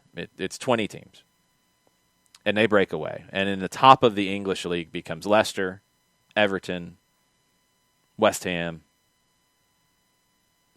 you know, the people that are outside of it. Wolves, yeah. I mean, and you take it. Basically, what you've done is you've shaved off of the Big 6 and the Big 7, and the 14 plus the 6 that'll be introduced if you want it to be a 20-team league. I think what you've done is you've shaved off the top, and you've closed the gap between 7 and what would be 20. Yeah. It won't be as disparaging a margin as you would have had otherwise.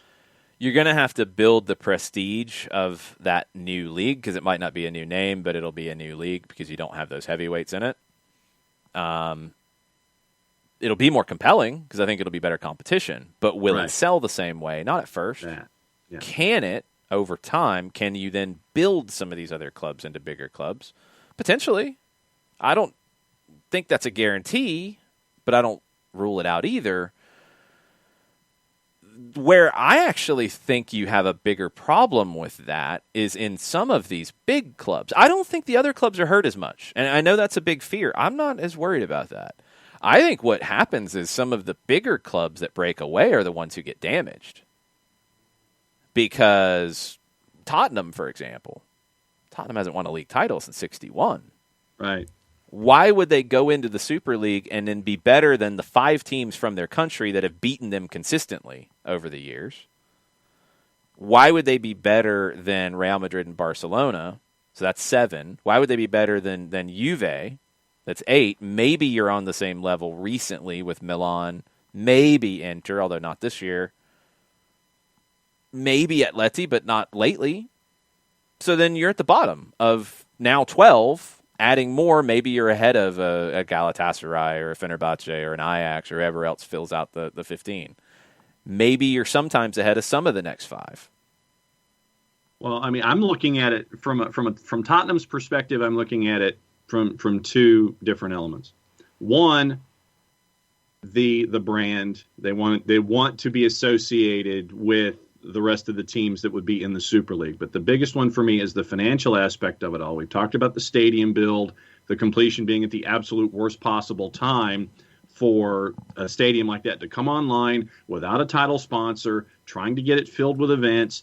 And if you're one of the founders, then you get $300 million coming in. And then I think the discussion was every year that you're in the league, you get, another 100 or 150 anticipated million in revenue. I think that what they're doing is looking at it strictly from a financial standpoint and something to expand their brand instead of, introducing logic into the equation. They're looking at it from a financial aspect first, I'm thinking. I don't think they expand their brand, though. I think Tottenham has a brand of being in the Big Six and just outside of the elite group. They had their great run in Champions League. Okay, cool. That's their brand. Does their brand get better if they're part of the Super League and they're perennially 14th? Personally, I don't think so. No, I don't see how it can. How do you get better if you go from being the 6th of the Big Six to being 14th of 20? Well, I'm just looking at it from the cool kids' perspective. Hey, How we're one cool of the is cool that? kids. We're sitting at the cool kids table. You're not cool if you're the kid sitting at the cool kids table who gets picked on by everybody. If you're the one that they bring around, if you're Screech. Yeah. Do you want to be Screech? Well, I think that's what Spurs would be. Jarrett's not here, so I can make a Saved by the Bell reference, and it's acceptable because he would lose his mind. Mm-hmm. Do you want to be the kid that they bring around to pick on? No. And that's not better for your brand. It's not better for your brand at all. Josh, he says, I do want to see the big clubs go ahead and then see them completely fail. Shiva, it does look like it's falling apart, 100%. The silence is really weird. I'm with you, Drew. It feels like more than a negotiation tactic, though. If that's what they were trying to do, man, they messed this thing up. Mm-hmm. They got to get the payments sorted out. We are about to do USL burn. Sorry about that. We kind of got into a conversation, and I wanted to continue it. But we're about to do our USL League One block, our 3rd division here in the U.S. We will get in Ricky on the 2s. We'll get into that on Thursday in our USL Championship block on what it looks like. I have no idea yet on who we could see from the MLS side with the 2s. We'll try to get a little more information. The goalkeeper situation is weird. Mm-hmm. We'll try to get into that as well. So I was talking about the character, y'all, about Screech. I know it's sad about Dustin Diamond. I'm with you, but the character of being the least cool of the cool kids. Yeah, you don't want to be that. No. And that's what Tottenham is, and they would be even more accentuated because there'd be more cool kids. Yep. So, real quick, Jan Age Fjortoft on his Twitter is saying Sky Sports reporting that the British government can take away the work permits for players involved at the Super League clubs. Game on. Yeah, I mean, when you're getting into that, because all the governments have said things about this. So if you're getting to that level of doing these things, taking away work permits, again, the lawyers are going to make a lot of money, but I don't see it happen. I thought they might find a way to make it happen yesterday. I don't see it happening now. I think it's done. I think it's absolutely done. Have not heard any update on this Jordan Henderson meeting. The Premier League teams outside of the Big Six had a meeting today. Haven't seen any big formal things out of it. There will be plenty more. But this is going to get ugly. Reuters' Simon Evans is reporting that a Madrid-based court have made a preliminary ruling that UEFA and FIFA are prohibited from stopping the launch of the Super League. Now, that's about UEFA and FIFA. That's not about governments and work permits and such. And it's also not about clubs getting cold feet because they're getting destroyed by their fans and ripped to pieces by people and saying, we don't want that. So there are questions on the legality side of it. That's going to be for the lawyers to sort out and argue.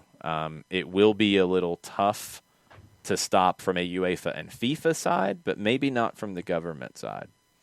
I don't think it gets to that point. I don't think they can sell it. I don't think the Super League gets to that point because I don't think they can actually sell the product. So we will see. For those of you who are big on the Super League conversation, you can follow us on Twitter, at Soccer Down Here. We'll share stuff as we see it today. The conversation can continue there. But we do talk about other things in the United States as well. We had a long MLS segment earlier in the show. If you missed it, you can go back and watch later with Dylan Butler of MLSsoccer.com.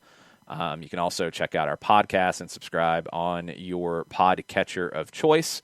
But as we're expanding our hours here in 2021, because you guys have demanded it, one of the ways we're going to expand it is each week we're going to have a block of USL League One and USL Championship. USL Championship, the second division, USL League One, the third division. These will go out separately as well. They will be standalone podcasts, but you're going to get them live in Tuesday shows for USL League One, Thursday shows for USL Championship, and we are going to get started with our first USL League One edition right about now.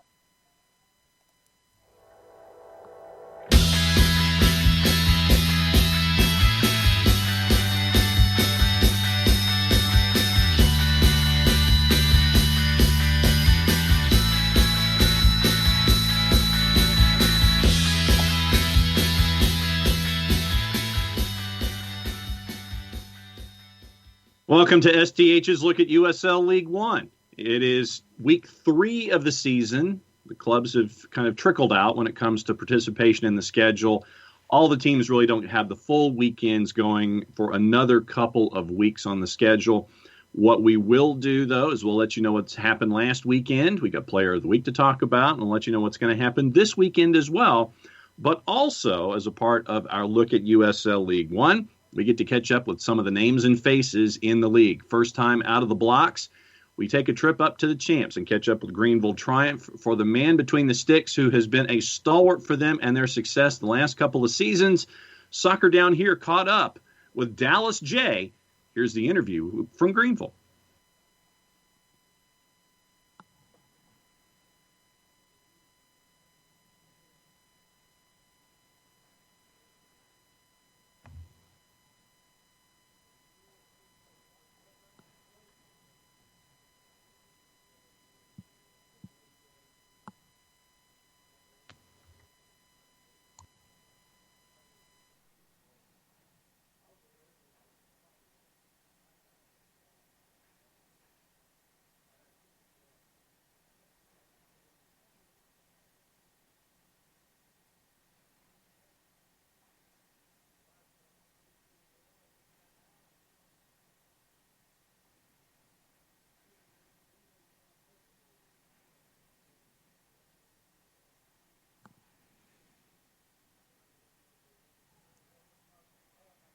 Three, four, and that's how we prepared for the 2020 season. Was small groups. I think we were only able to be a full team in training sessions for maybe 2 or 3 weeks leading up to the 2020 season. So a lot of adversities, a lot of ups and downs, a lot of having to adapt. But you look at the 2020 season, and Greenville Triumph were probably the best to do it, to handle it all, and to make some of those things work in our favor. You know, you look at the last 12 months, we're in preseason 2021 now, you know, coming back as the champions, and we're still wearing our masks. We're still getting weekly COVID tests. We're still practicing protocols. So, you know, I think we're used to it at this point, but at the same time, you know, as players, you just got to get the job done no matter what the adversity is, and we're able to do that. And I think the good thing about this year is you are starting to see things open up, and we're going to get more fans in the stands as things progress. And you know, hopefully COVID is less of an issue, but we're hopefully light at the end of the tunnel. But it's been an interesting last year.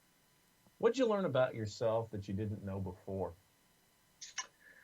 Oh, I probably learned that I'm a better cook than I originally thought. A lot more eating in.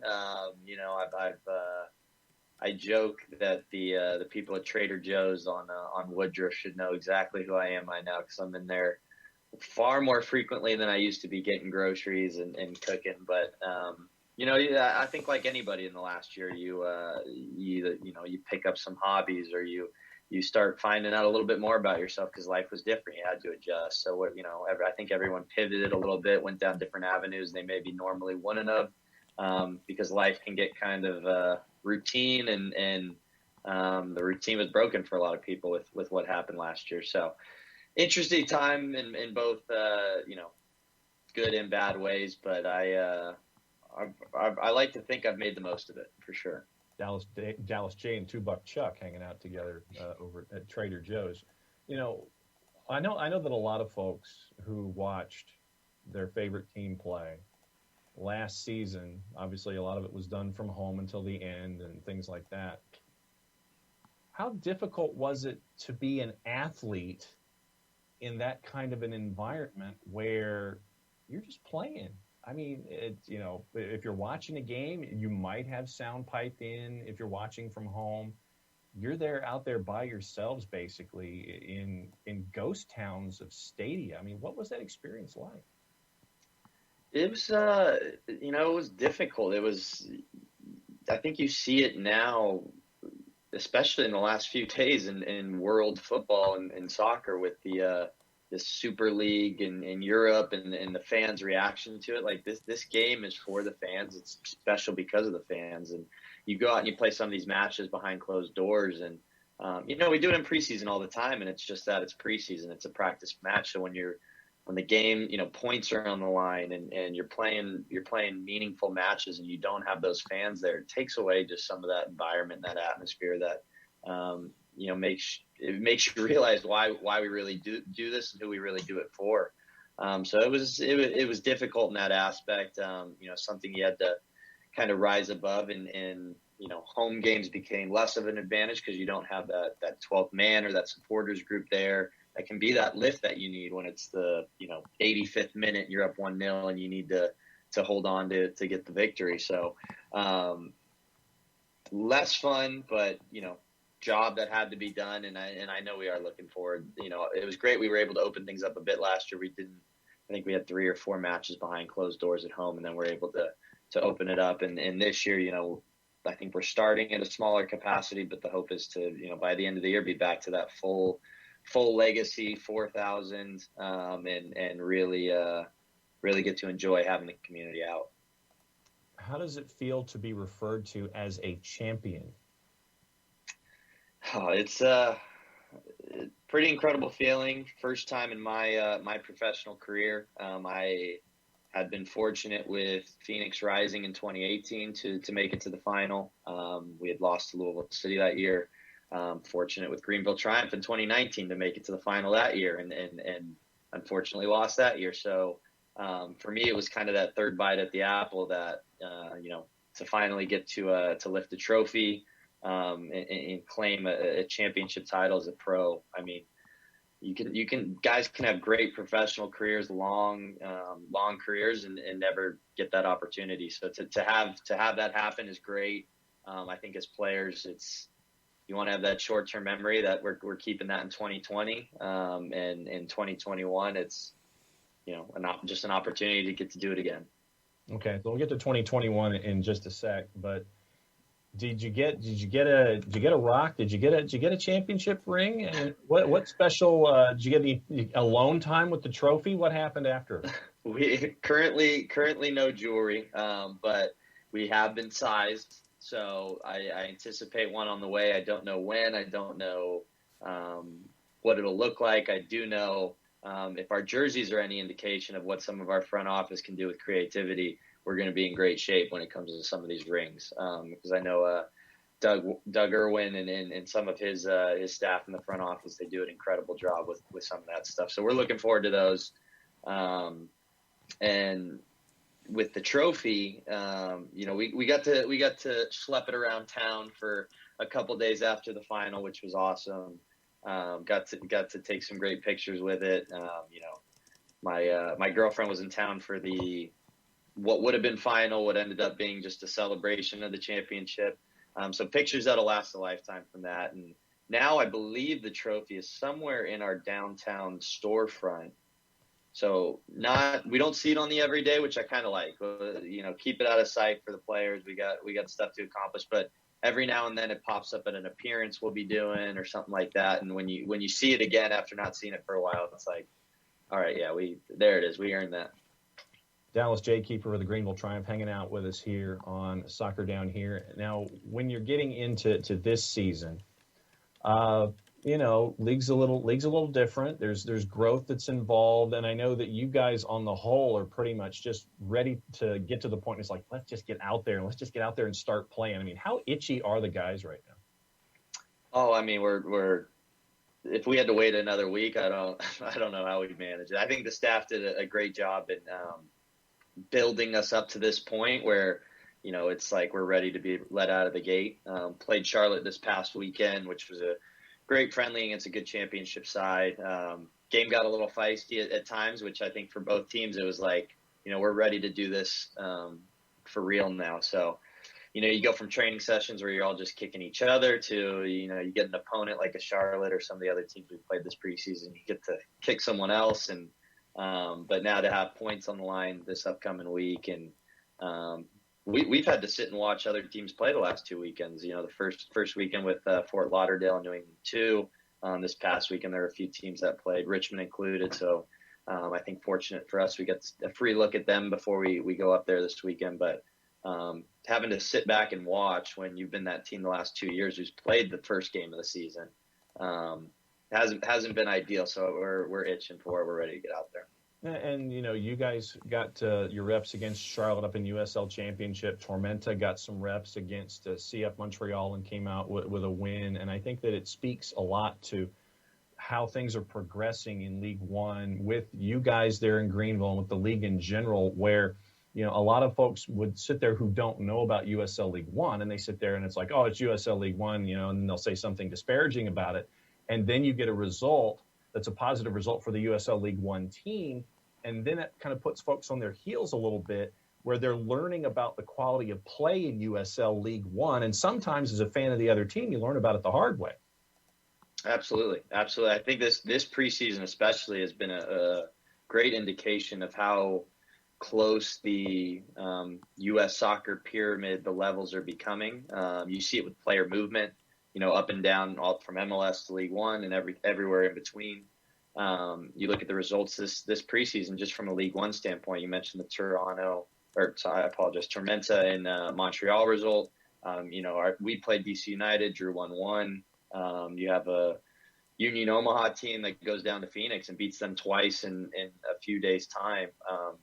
The team that was in the championship for USL Championship. So to have you see the results, you see the competitive nature between these teams, and yes, it is preseason, but it's definitely an indication of the growth of League One and also the growth of the championship. I think everything's just starting to continue to rise here in the U.S. soccer landscape, which is fantastic. We need more of it, and it's a cool thing as a player to be a part of now. All right, when you look at yourself on tape, or when you're analyzing yourself from practice or driving home in the car and you sit there and say, practice today drove me crazy. What do you think you still need to work on to improve as a keeper? Oh, there's, I think I'm fortunate to be at a club where you have a John Hartz, you have an Alex Blackburn, Rick Wright, or our technical staff, where we break down film. We're constantly analyzing ways where we can improve. We were champions in 2020, and there's still areas across the board where we think we can be better, continue to raise the bar. Myself personally, as a goalkeeper, Alex and I Alex Blackburn, our goalkeeper coach, we had in-depth conversations about the 2020 season, strengths, weaknesses. And for me, one of the areas I really wanted to improve in coming into 2021 was command of my box in terms of aerial balls, coming for corners, coming for crosses, taking some of that pressure off the back line, who I'm fortunate does we got some big boys back there who will win headers and do that job. But if I can, make their jobs easier in that sense, always want to improve with my feet. You see the way the game's going in world football, goalkeepers are far more involved in building up the attack. So always see myself improving in that aspect. How can I get better? What can I add the toolbox, if you will? We 16 games last year, 9 clean sheets. I think something maybe 11, 12, 13 goals against, something like that. But we pride ourselves in our defensive effort, so we want to improve those numbers this year. We want to improve the goals against average, the amount of clean sheets, all those things. So we got work to do for sure. All right, 2 questions about what you got into here. First question: how difficult is it to be in more command in the box, to be more vocal, to almost change your personality to where that you have to be different, but you were a certain way? How difficult is it to change who you are as a personality in the box? Yeah, it's an interesting thing to kind of navigate. It takes that conscious effort, and it starts in training. There will be days where I will have things I want to work on, and I feel like I really nail it, and it's like, okay, great, that's improving. And there are other days where you try to work on something, and you're like, this just doesn't feel right. This is taking me away from what I normally am able to succeed at. So it's that fine line, that hybrid, that balance of not getting too outside of yourself and the things that have worked and continue to work for you, but also adapting and growing as the team needs you to. So, for me, I like to think off the field, I'm a pretty relaxed guy, pretty chilled out, not that loud, aggressive, boisterous type of person, but on the field, it's required. It's part of the job. So, something I'm still growing into, and I'm fortunate where, our whole back line are all returning guys, a couple new additions, and they'll give us some great depth, but relationships I have where you kind of know how to operate with each one. Who sometimes needs a kick in the rear to get them going, or someone who maybe needs an arm around the shoulder, and that's how they respond. So I think it's unique to kind of navigate each guy's personality. How can you help them most? And John's big on that, because as the coach, that's what he deals with every day, is how do I deal with each individual player in the right way? So that trickles down to us as players. And for me as a goalkeeper, it's a skill that I definitely want to improve on and continue helping our team with. And at the same time, the sweeper keeper, where that you're going to have to be, you're going to have to venture out a little more in some systems, like we're seeing this season in Atlanta, specifically with Brad Gazan, Rocco Rios Novo, where that you're going to have to be aggressive, come out of the area, be out there 20, 25 yards out, be that sweeper keeper, make sure that your distribution with your feet is what it's supposed to be in a new system. What about that and being comfortable with distributing with not just throwing the 90-mile-an-hour fastball out at a 45-degree angle and getting everything going in transition, but being there with your feet as well? Right. Yeah. No. I one of the things that Alex Blackburn and I spoke about at the end of last season was something we saw more of a strength of mine during the season, which was a big help to the team, was the ability to be high off my line, stay connected to the back four, and kind of play that sweeper keeper role whenever we would find ourselves maybe getting beat over the top. Can clear up a lot of danger, put out a lot of fires in that way, helps the team in a big way. So something we're continuing to tweak and work on and continue with. And then in terms of the distribution, playing with your feet, I know I'm not going to be the guy getting the assist or making the game and breaking down the opponent. My job is to put it at the feet of players who can do that, and we have a ton of them, which we're fortunate with that. But it's the little things of playing playing the center back on his correct foot, so maybe he can play in one touch as opposed to two, and we could speed the game up. Or it's playing a ball with the right message into one of our center mids, so he knows exactly where the next pass is going to go without having to even really look. So little nuances to it that we continue to see, and you live by the sword, die by the sword when it comes to playing out of the back. So you'll see it in the biggest leagues, biggest clubs, best players in the world. They still make mistakes trying to play out of the back and connect passes. So it happens, but the teams who can play through those moments and know the right times to do it, I think, are the ones that can really succeed at it. And that's something we're definitely focused on this season. Dallas J, man between the sticks for Greenville Triumph. Thanks for being our first foray into USL League One and catching up with everything that is going on in and around the league. Figure we start with the champs, start with the guy between the sticks. Dallas, always great to catch up with you. Thanks for being a part of SDH. Absolutely. Appreciate the time.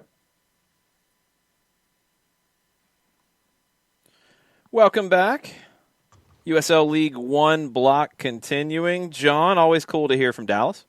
Yeah, and, to be able to kind of, as we've talked to him over the years, to see how his game has continued to develop and see where he's comfortable with his game, knowing that he's got a lot more that he wants to work on, and getting into the aspects of that, and what a championship has meant to Greenville in the most difficult year that you could have for chasing after a trophy.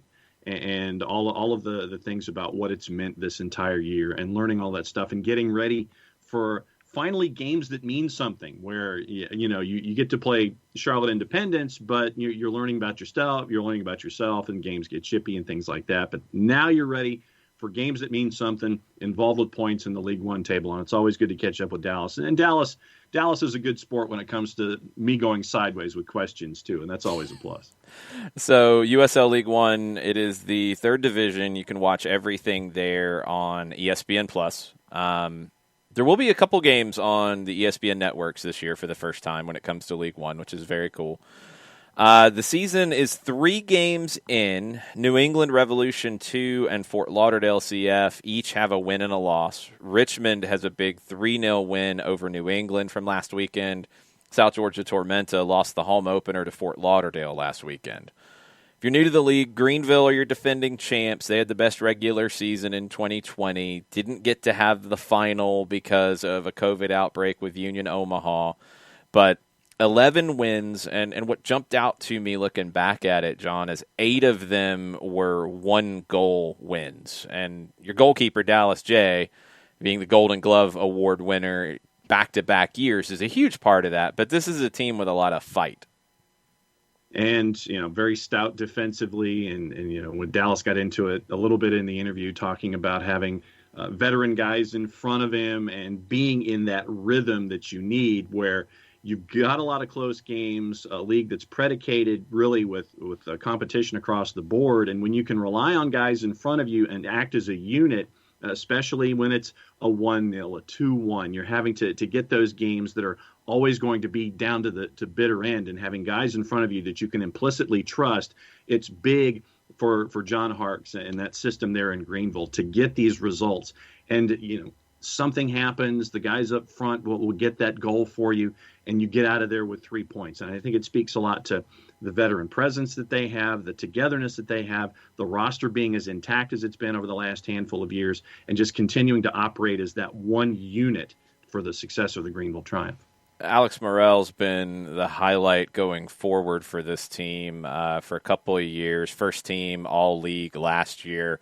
Most assists in the league, tied for that lead with 6. Created the third most chances with 32. Good on the dribble, 27 successful dribbles last year. 5 goals. 5 goals, 6 assists in a short season. Good year for Alex Morel. Greenville should be one of the favorites, I think, to retain their title. You got to look at Union Omaha as well, who they make their debut in 2021. This weekend, they host Tormenta Saturday at 7 o'clock. Also, Greenville heads to Richmond Saturday at 6:30. North Texas hosting Fort Lauderdale at 8:30. Again, all on ESPN+. Let's talk about Omaha. they did upgrade. They brought most of their players back, but they added a couple of pieces too, including one of the leading scorers in the league, Greg Hurst from Chattanooga. Yeah, and for anyone who watched last year, you knew really how much of an important cog Hurst was for the Red Wolves as they were under a first-year head coach in Jimmy Obleda. And it's about adding those pieces that you think you need to get to that next step. And Union Omaha, not messing around, bringing in a scoring talent in USL League One, thinks that, you're looking at pieces to get you to the next step in the process. And for Union Omaha, that means playing in the last game of the year and winning the last game of the year. 4 players were on the all-league team from Omaha. The Owls were led by Jay Mims, their manager. They have one of the best logos in American soccer as well. Ethan Vanacore-Decker was the standout to me. He's a really good player that I think is a top player at this division and could potentially move up a division, get into the second division here later in his career.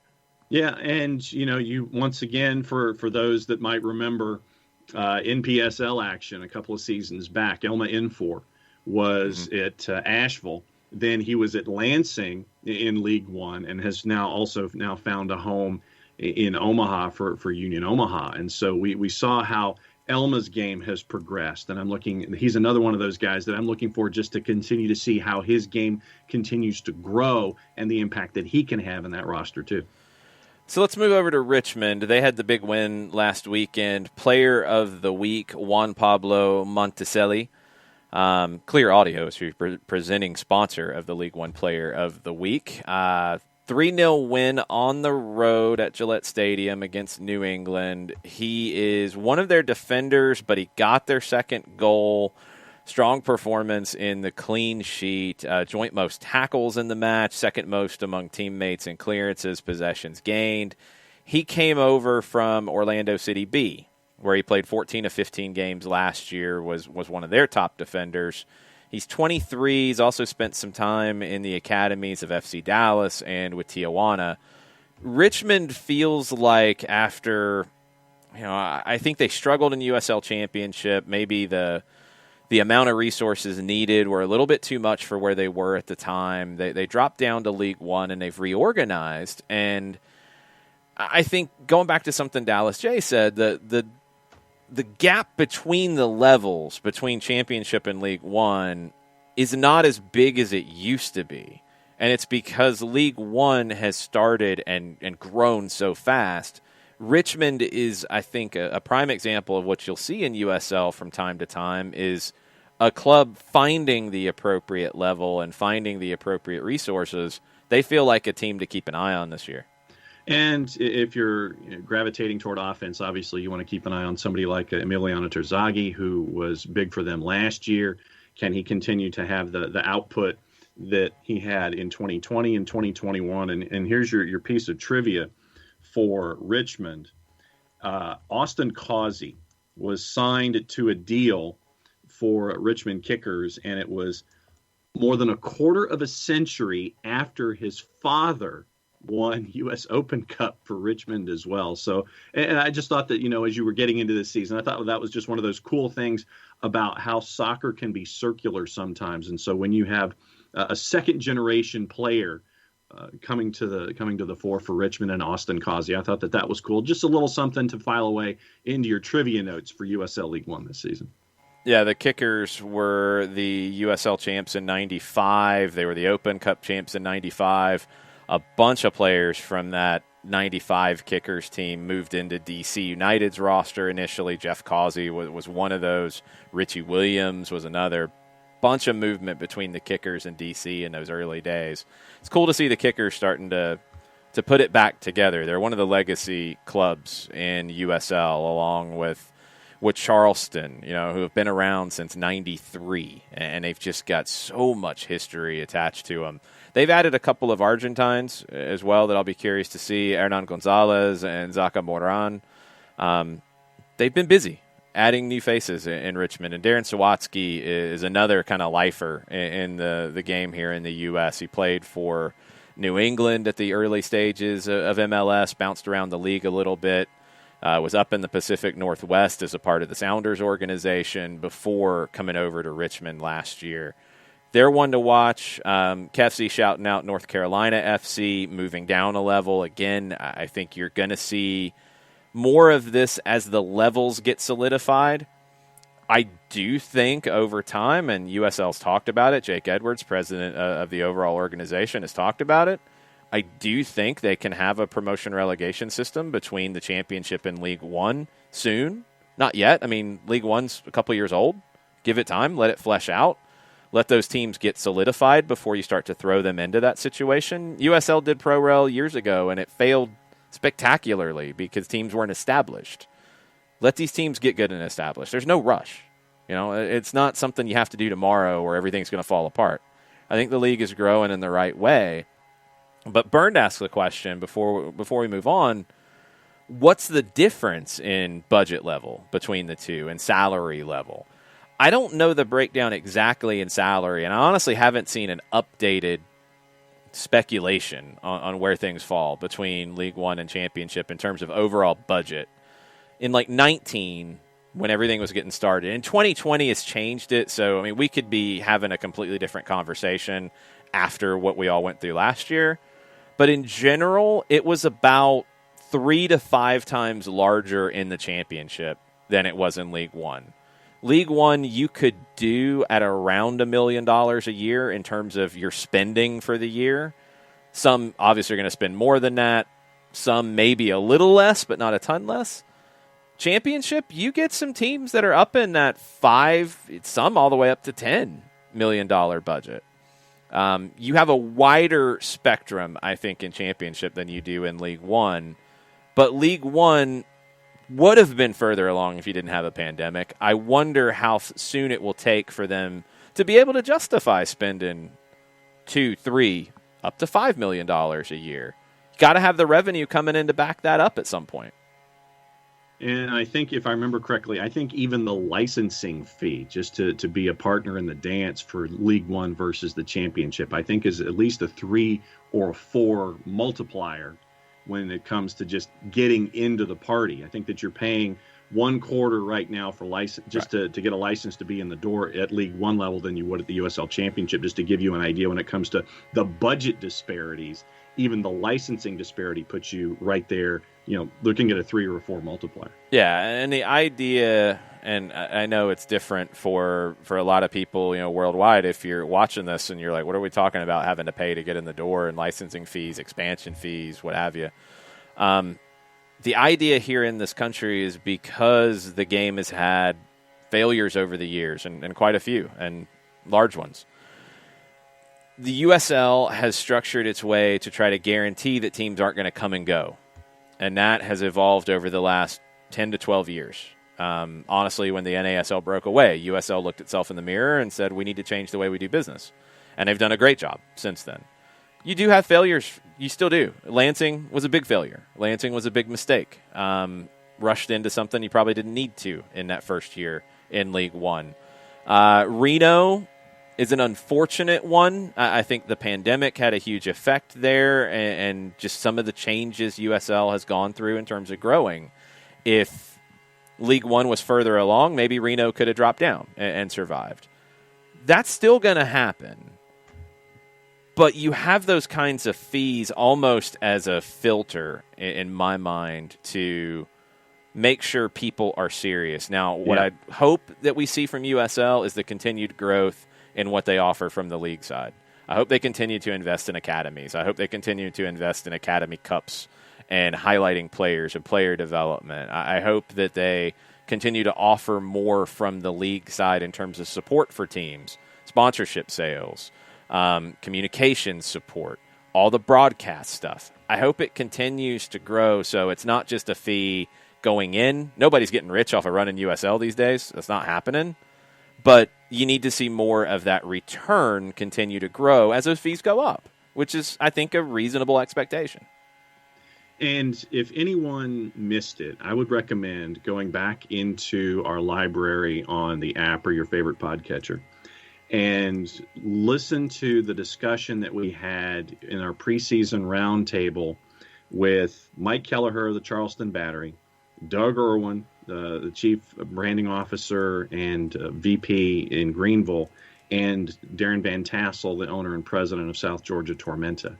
And they got into what it's like for them and what it was like for them over the last 12 months and trying to grow. And Doug specifically got into the notion of the growth of League One and rivalries and things like that, and the possibility of other cities, and really making this a regional power when it comes to what you can see and what soccer can mean to a lot of different parts of the geography here in the U.S. So just to kind of get the lay of the land when it comes to League One and the USL Championship, go back and listen to that conversation that we had. It was a real eye opener, and it was great to hear their perspectives about where League One has grown from to where it is now, and how the championship integrates in all of that, and how both leagues want to move together in this whole process. Again, schedule for League One this weekend: Richmond hosting Greenville Saturday at 6:30, Union Omaha hosting South Georgia Tormenta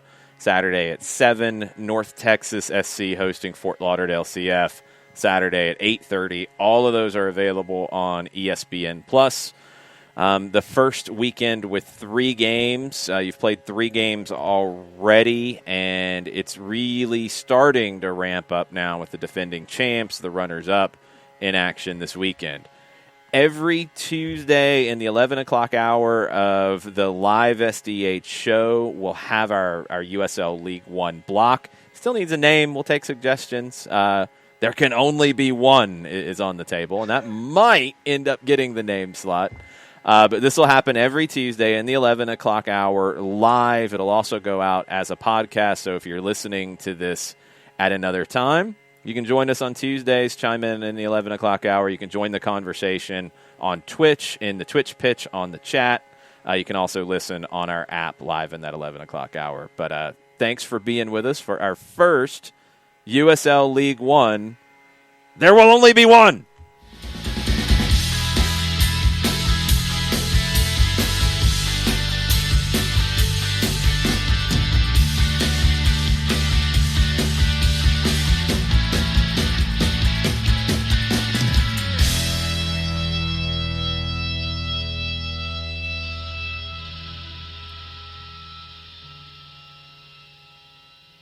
That'll be every week. USL League One championship will be on Thursday. We'll get into a decent look at Atlanta United 2 on Thursday in that block, as well as other games going on around the league and such. We're going to finish up with questions. Not a ton, because I've got an interview to conduct for another project here coming up in a few, and lunch is always appreciated as well. What did you want Jarrett to fix before he left us? Everything with the Super League and European football and the inequity between teams at the bottom of the table and teams at the top, and getting more champions into the Champions League and such. So, Jarrett, you got to fix all that. Go.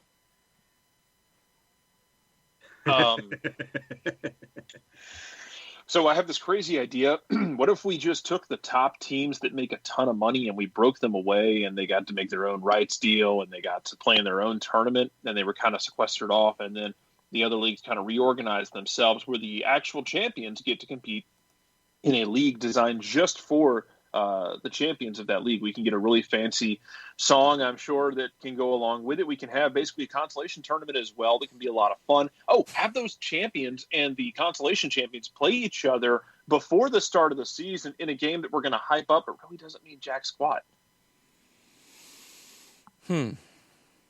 That's crazy talk, I'll Jarrett. workshop it. It's crazy talk. It's absolutely crazy talk. I don't know how to fix all of this. Absolutely crazy talk. I don't think anybody knows how to fix it, but Boris Johnson might save it. I know, right? Okay. Yeah, he'll get right on it, and people will listen. Well, no, he might actually do it. Like, you're acting skeptical. If he denies work permits, well, then... No, well, yeah, that's heavy duty. I didn't know if that was Dowden or anybody else. You said it earlier. Boris Johnson is saying he's going to do this. That is true. Give old Boris his credit. I can also remove the weeds from my front yard by tilling everything in the ground 3 feet deep.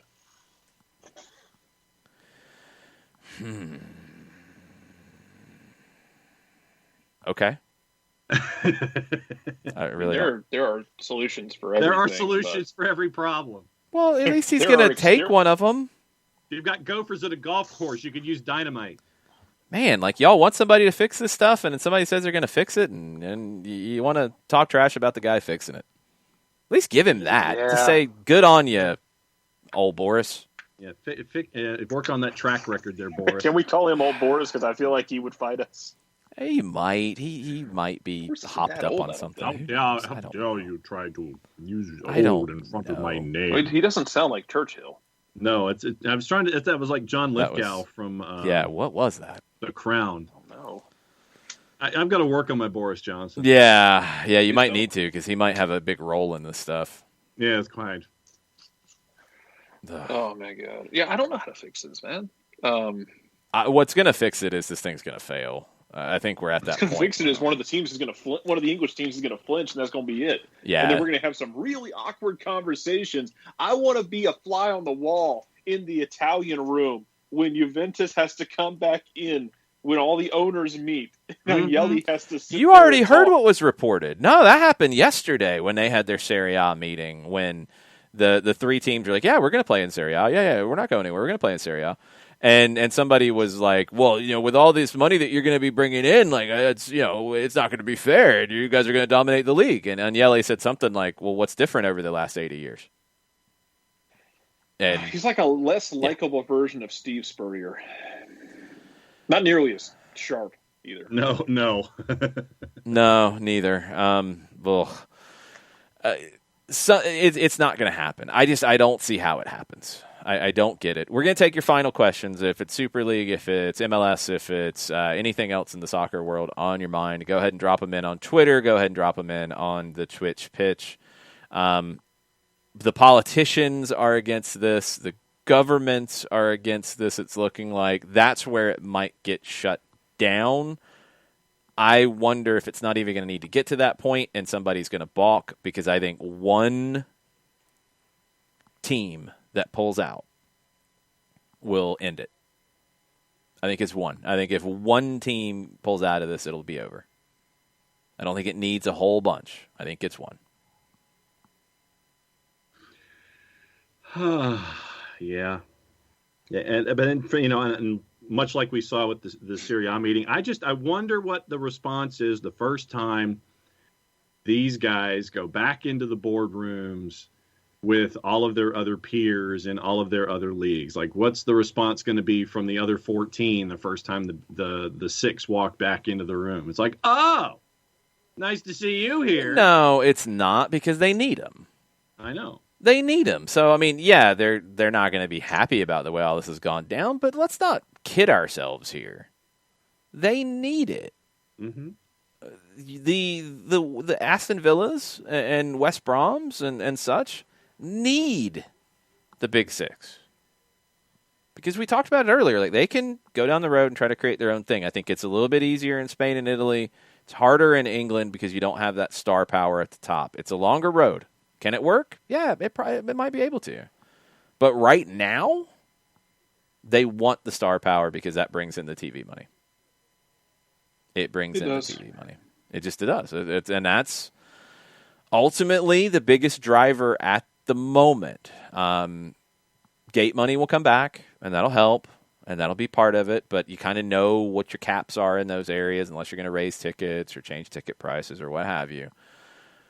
TV money is the great element here that will drive this. And the Super League people are saying they think it's drying up.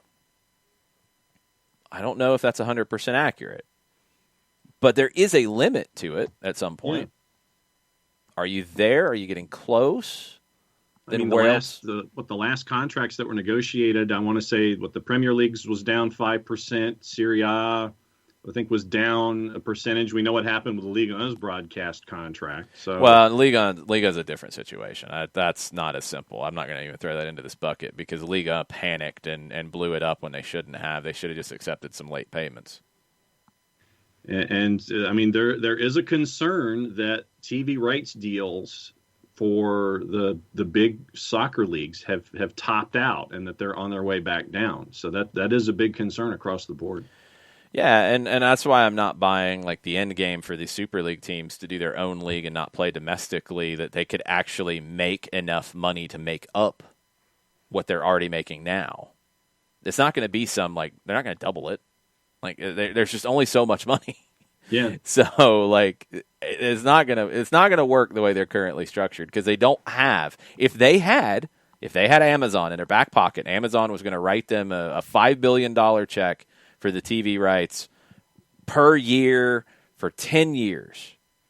What do we see in this country with new leagues that launch? Whether it was the XFL or the AAFL or whatever, all these different things. Any new league that's going to start, you don't get off the ground unless you have TV ready to go at launch. Mm-hmm. Because that's how you get off the ground. Yep. These fools don't have that. They don't have their other 3 teams. They don't have their mechanism for the other 5. They don't have a plan because they rushed it. I want to know why they rushed it. I want to know what triggered what happened over the weekend, because it doesn't make any sense. It's not ready to go. Why is it out there like this? Because now you've destabilized everything for no good reason, even including your own product. So I don't know. Will, I'm not buying it. I know that was the conversation because of some bylaws about if these 6 teams leave and then they try to come back years later, they'd have to start in the 5th division. They would find a way to create a new bylaw. I'm sorry, they would.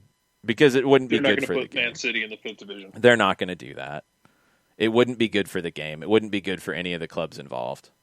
Scotland was hard-headed about it, and you went through this, Jarrett, with Rangers having to do what they did, but that wasn't leaving to join a Super League and then coming back. That was going out of business. That was mismanaging. That was managing your money incorrectly on purpose and going into bankruptcy because it caught up with you. That was you made really bad decisions internally. That wasn't you decided. It wasn't like they tried to go to England, failed, and then came back. Right. It's a different conversation entirely. And even then, people said, like, "Why are you doing it?" Even then, it made the game worse in Scotland. Yeah, yeah. People are like, "You should." I mean, let them start in the second. Whatever. If you're going to punish them, like, why are we doing this? It took them a while to get their feet under them too. So it was kind of like not exactly to one-to-one relationship, but there's kind of like an SMU vibe there where it took them a while to get their feet back under them. Yeah, the stupidness would have been highly entertaining, Will. I completely agree. Oh, yeah. Manchester City in the Kevin De Bruyne playing in the conference. A bunch of Dagenham and Redbridge. Yes. Playing like a bunch of guys who are out there on a Sunday and have to report to work on Monday morning. Yes. That would have been hilarious, but it won't happen. It just won't. So far, just to recap where we are with everything, and there'll be plenty of things that happen the rest of the day on all this. You've got more things coming from governments against it. You've got more people coming out against it. You've got Pep Guardiola's comments now to add to the mix. You've got rumors of teams getting cold feet. You've got Amazon coming out and saying, yeah, we're not talking to anybody about broadcasting this thing. You've got the same kind of things. Ivan Gazidis of Milan said that the solidarity payments would be better for the game as a whole. Sure, whatever. Where's the money? You've got all of that. You've got threats back and forth about players being banned from other competitions. We'll see about that. I think that's going to be hard to uphold. You've got legal issues and conversations about what the legalities of things would be. Mark Orth, a legal expert in Spain with Marca, said that UEFA, FIFA won't be able to block this in court. And there's a precedent involving the International Skating Union, who tried to stop speed skaters from taking part in new events, and that was ruled against by higher courts in Europe. There is allegedly a ruling in Spain that is kind of along these lines. Whatever, that's fine. It doesn't have to be UEFA and FIFA stopping it that way. The questions about the broadcasters, Financial Times reported that organizers held early discussions with Amazon, which Amazon said, no, we didn't. Nope. Facebook, and Facebook said, no, we didn't. Disney and Sky, which would be interesting.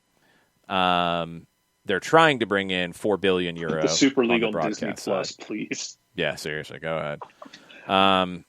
BT has come out against it. Media Pro has come out against it. DAZN has come out against it with statements. Ian Whitaker, who's a media analyst, said the traditional broadcasters such as Sky may be more hamstrung because it would complicate relationships with their other contracts, Correct. domestic leagues, international tournaments, etc. Yep. So where's the money? Where's the money going to come from? Don't know. Oliver Dowden has announced a fan-led review of football, a root and branch review of the sport covering finance, governance, regulation. UK government would provide full backing to handle this with the football authorities. Dowden said, be in no doubt, if they can't act, we will. We will put everything on the table to prevent this from happening. We are examining every option. Put simply, we will be reviewing everything the government does to support these clubs. Again, all of this makes it look like it's not happening. Mundo Esportivo. Hola. Welcome. Bienvenido. Hola. That's where things stand right now. There will be plenty more that comes the rest of the day. That's just where it stands right now. You've got teams in a lot of debt who are trying to find a quick buck, and they don't have a plan to really make it sustainable, but they're trying to get that quick buck, and they've dragged some others into it, and now we have constant yelling and people throwing food at the high school lunch table. If I may, I'm wondering with the release and all this, I'm wondering if they were worried about getting scooped and they're just like, all right, cool, it's not ready yet, but we're going to roll it out the shop and roll it out here and see, because otherwise this thing is going to get completely leaked and we're not going to have control of the narrative, so we'll just push it out early so we can try and control it and stay on the front foot with it, which kind of hasn't really happened. They haven't done it, though. They haven't controlled anything. I know. I think that's what they were trying to do, though. They saw it coming. They get out ahead coming. of the UEFA meeting, maybe? But why? I think You they saw didn't the have leaks to. coming and tried to get out in front of it, but they weren't prepared to, and they didn't know how to do it. They did a poor job of it, and now you're saying all the things that just really make it awkward. I think going forward for everybody. You're kind of laying down Rubicons upon which you intend to cross with some of these strong statements. So, like, even if this fails, it makes me think even if this fails, 4 or 5 years from now, they're just going to try again with a different structure. Yeah, no, you've got to actually reform the game, and that's the thing. You got to reform the structures for it to not happen again, and that's the next step that people are just going to have to accept. And I don't know if they will. We'll just have to wait and see. Yes, there was a sloppy Joe to the face, Domer. I completely agree. All right, that's going to do it for us today. We will be back tomorrow to talk more Super League. More MLS, more Copa de la Liga in Argentina. Klaus German is going to rejoin us to talk about the goings-on in the Argentine competition. You think Super League and European competitions are ridiculous. Let's try to follow how the Argentine league is structured.